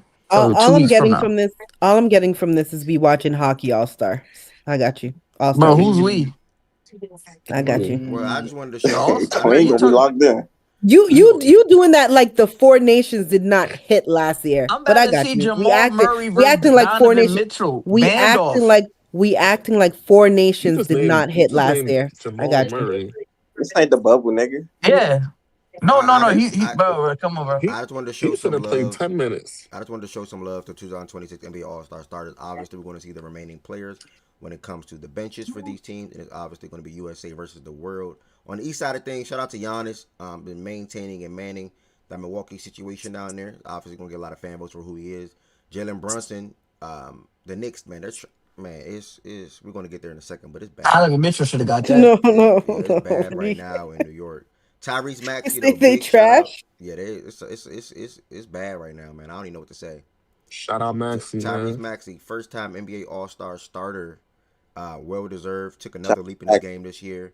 But then Cade Cunningham maintained. It's easy to have a really damn good season last year. You got to come back and maintain that level of play and also improve. And he did that this season. Well deserved. And then Jaylen Brown, I did not expect him to do what he's doing right now without Tatum, and he's doing it. And then some. So shout out to Jaylen Brown as well. NBA All-Star starter. Tatum also, I think, what they say yesterday, he hit the court yesterday, he practiced yesterday or something like that. Or whatever the case may be. Yeah. Went through an extensive workout, I'll say that. So he's definitely probably going to be playing this season, which we all have been anticipating now at this point. So wait and see type of thing with Tatum and that Celtics team. Last but certainly not You least. talking about Tatum, right? Yeah, Tatum. Bro, I feel like that's not a given. I told your man Shaq, bro. Shaq, he swear up and down Tatum ain't coming back this year, bro. He tried to bet it. Yeah, I don't think I told him Tatum bet coming 25. back. He told about so that's not You enough. I'm like, bro, I can't thought they bet were more gonna than be. $25 on Jason Tatum. He I'm gonna definitely be coming honest back. with you, Lo. I don't think he coming back because you see all these guys that the timeline, Kyrie timeline, like a lot of timelines, they say the niggas gonna come back near this date, but that shit get pushed back every day, bro. Like we don't know if he's coming back. I think it's unlikely, to be honest. Okay, and I'm gonna just have this response to you. One, it's a difference between all three of these teams. When you look at Dame, Kyrie, and Tatum, those three guys are the biggest names in NBA that suffered bad injuries. The Mavericks are okay and also want to lose because they controlled the first round draft pick this year. They do not do that I think in next year's draft. So I'm not saying they're blatantly tanking games. They're not doing that. You'll still see Cooper Flag playing whatnot. They're also not going to rush back Kyrie Irving and or trade Kyrie Irving prior to the trade deadline. The Portland Trailblazers, Damian Lillard, one up in the age. Tatum is in his 20s. So when you're older, you recover slower, right? That's just facts of the matter. And they're also in a similar situation where they're looking at next year to be one of the teams that's really trying to cause havoc or wreck the West, similar to what the Suns are doing this season. Now, when you pivot over to the Celtics and Tatum, totally different ballpark. He's 27, 28. The team is good. They're well on their way to going to the playoffs this year. And if I am able to return and be 100%, 95%, or under his beliefs, 100%, why not play basketball this year? Tatum will play basketball this season. I highly disagree with what you just said as far as you thinking that it's unlikely for all the reasons that I just listed. So I wouldn't even compare that Kyrie Irving thing to the Tatum thing in Boston. Still think But even Boston like a should guy be. like, okay, you made some compelling points, but I think J-Dub, think the wrist, when he got hurt with the wrist stuff, I don't know if it was a pushback due to some other circumstance, but I just know he got pushed back for the date.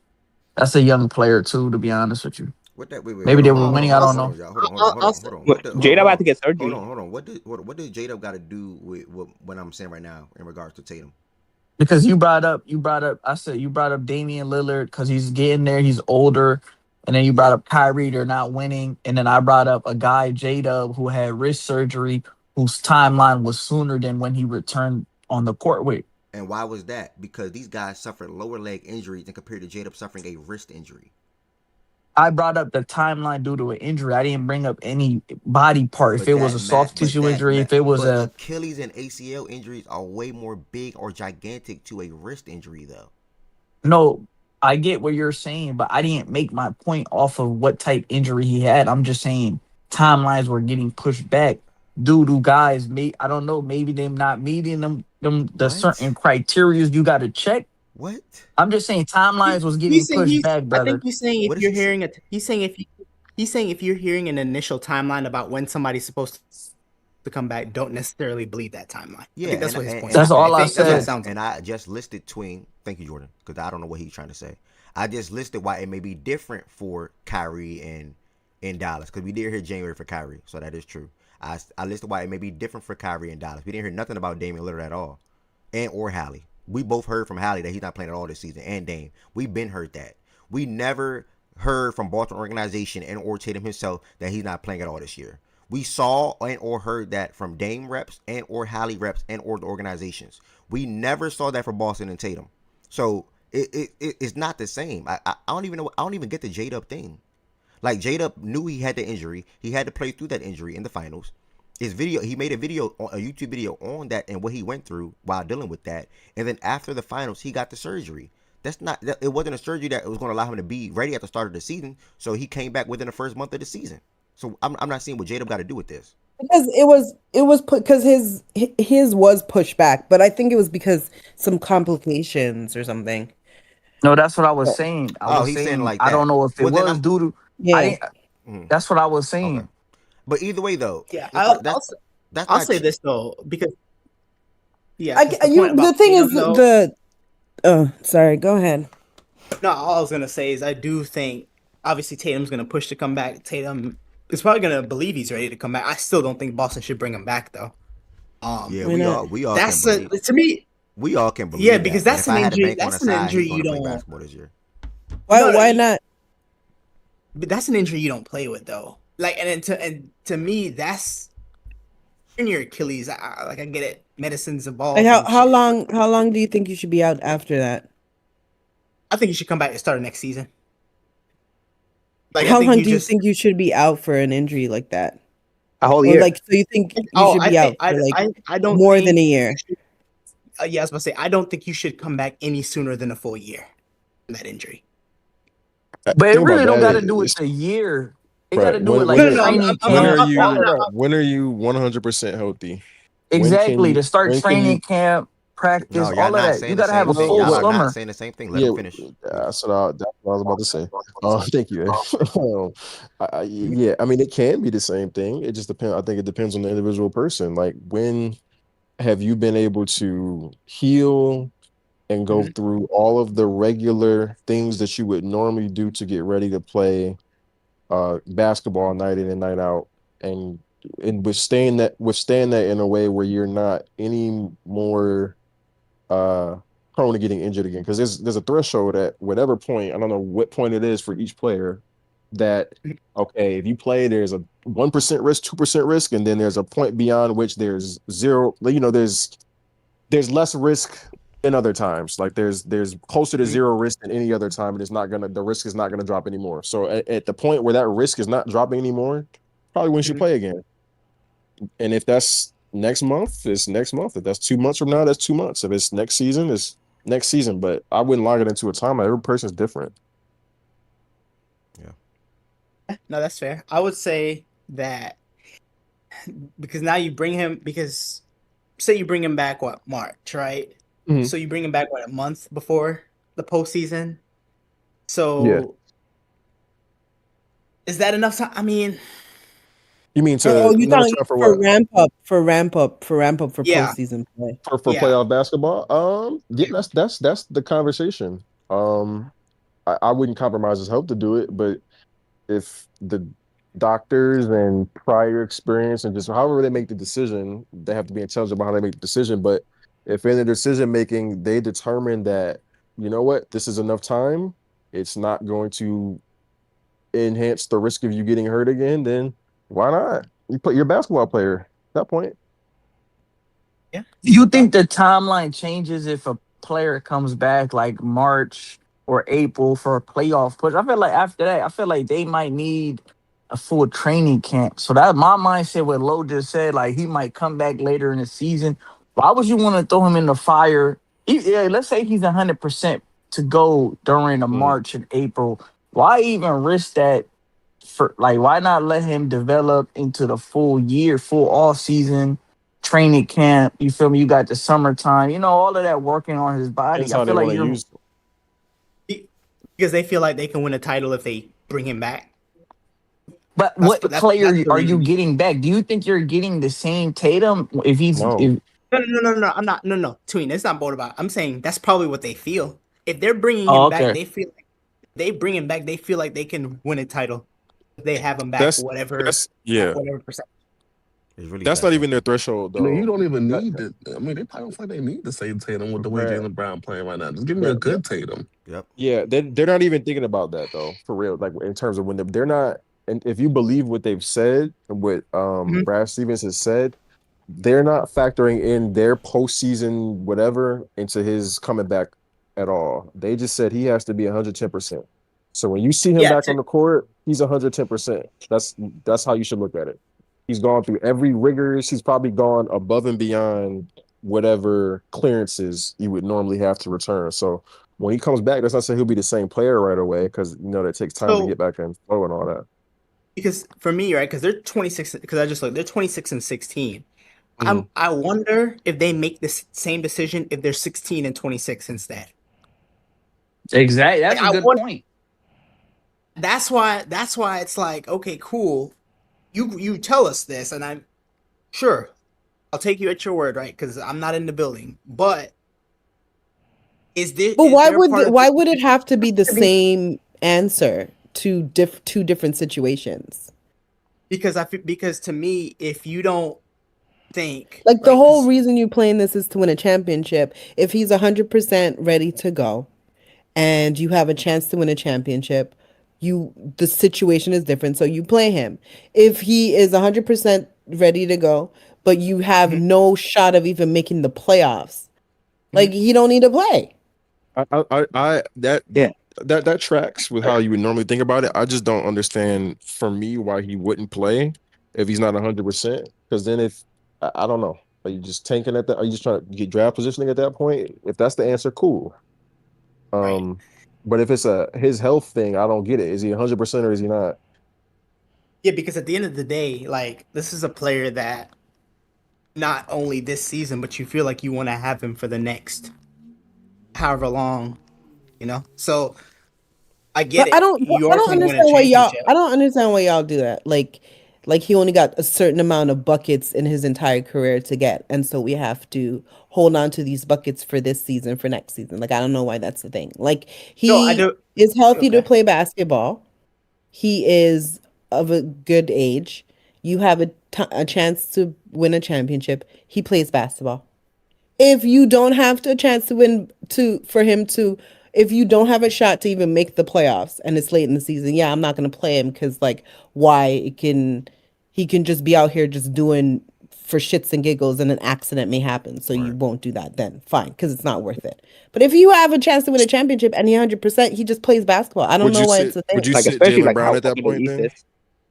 If the team is complete shit, yeah, like I'm Okay. like if As the long as you sit complete Jalen team is Brown, that's Okay. cool. yeah, like if the team's complete shit, then Okay. I think everybody would do that. If your team's complete shit and you have like people who are like in their mid to late 20s and they've had multiple deep playoff runs. I'm not gonna let them play basketball for shits and giggles and we're ass. Yeah, I'm fine with that. Yeah. Yeah, Yeah, like okay, yeah. I don't Yeah. know the complication about this. Like you healthy, we can win a championship. Go play basketball. Yep. Yeah, no, I mean, if he's healthy, then yeah. If he's, like I said, to me, just don't make it hey, you're healthy and these are the circumstances. It's like, if you're ready to play, go play. If you're not, then don't play. No, To me, I don't think that. like because there's obviously two sides of it. There's a Boston Celtics side of it, right? And then there's a Jason Tatum side of it, if that makes sense. There's okay, the health is actually more important. Being able to play basketball for a long sustained period of time is important. But then there's also well, we're trying to win a championship. So But who said this? That's what blows the fuck. That's what blows the fuck out of me with this thing. That's that same Kawhi Leonard bullshit thinking. Like it's like okay, like we have a chance to win a championship, but like he just coming off an injury. Even though the doctors say he's 100% healthy, like we shouldn't try to go for a championship because I want him in the long run. And then you hold him for the long run. You just put them in a glass case for the long run. And then the bitch ass niggas never play basketball. no, I'm Like not saying if he's he's healthy now. This is 2026. He's healthy now. They have a chance to win now. You going to play basketball. I'm not holding you for maybe next season we may have a shot type shit. no, that's Like not I'm what not I'm doing saying. I'm saying if he's healthy, play him. What I'm saying is don't base his health on your chance to win a title. Like to me, if he's Oh, healthy, you're saying if play he's him. not healthy. Correct. You're saying if he's okay. Yeah. I'm saying don't base your decision on the likelihood that you win a title if you add him to the like. If he's healthy, play him. I'm not saying like hold on to him, but that's like I said, that injury is a trick. That's serious business to. And by the way, That's not injury to play. And I see you in tween side. I just think he play basketball this year as long as he's healthy, which all signs are pointing to him being healthy. I think they play him. I was just saying I don't think he should, but I think they will play him though. Yeah, but, fair. Okay, fair. We all on Game the same 5 page. of the finals during the cookout. Oh my I know, goodness. I saw that. That's wild. I think what was it last year? The game, whatever game it was. That was game 7. Mm-hmm. Bro, last year we had Yeah, a game game 7 the next day. That was crazy. Wow. But nah, we definitely need to find a place. What day is game 5? The On the 13th. cookout day. The 13th, yeah. Oh, The same on the cookout. Yeah, so that means game At 6. If 8:30. it's a game 6, it probably be on the 17th. Yeah. The 16th. It's gonna be at 8. That's 16th. Yeah. But Lo, you down to go and find a place to watch game 5? Yes, and Nush, we all are going to be planning to try to. I don't know why. Yeah, chill. I got you, gang. I got you. Yes, and Nush, we're all going to be trying to add that into the plans on that particular day. Isn't that right, Heaven Said? I don't know what you talking about. I'm not gonna be there. Oh my god. Well, I'm going to watch the game with Taness then, bro. Toronto. But yeah, that is, we'll see what's up. The 4th annual Factor took out June 13th. I'm sorry. That is also Low B-Day weekend. So we'd love for you all to pull up and come to the cookout and also spend some time with Low and as he's getting blessed to go into another year, age 28, 29. It doesn't matter. 29. Okay, 29. But yeah, it doesn't matter either way. But yes, age 29. Almost. And that man's business Almost out there 30, on nigga. social Almost media is 30. crazy. Almost a 30 Them ball. be just like you, big bro. Almost a 30 ball. Hey, love, bring the gloves, nigga. Bring the gloves, nigga. So I hit everything that I wanted us to talk about today as far as NBA. What you about to say, episode? The Sanders or whatever, Deion Sanders and his kids and stuff should have a show. Wow. Sorry, go ahead. They had one. I think they're entertaining as shit. I'm not gonna lie. Whatever clips they be posting, especially the brother that lost his job that got cut. He's so funny. Oh yeah. They had one when they was younger. You talking about Shallow? Yeah, talking about Shallow. I don't know their names. The one that got cut. He be streaming and stuff. He funny as shit. I'm not gonna lie. Nah, I ain't gonna lie. Shallow definitely got all the jokes. Yeah, he funny as shit. I'm not gonna lie.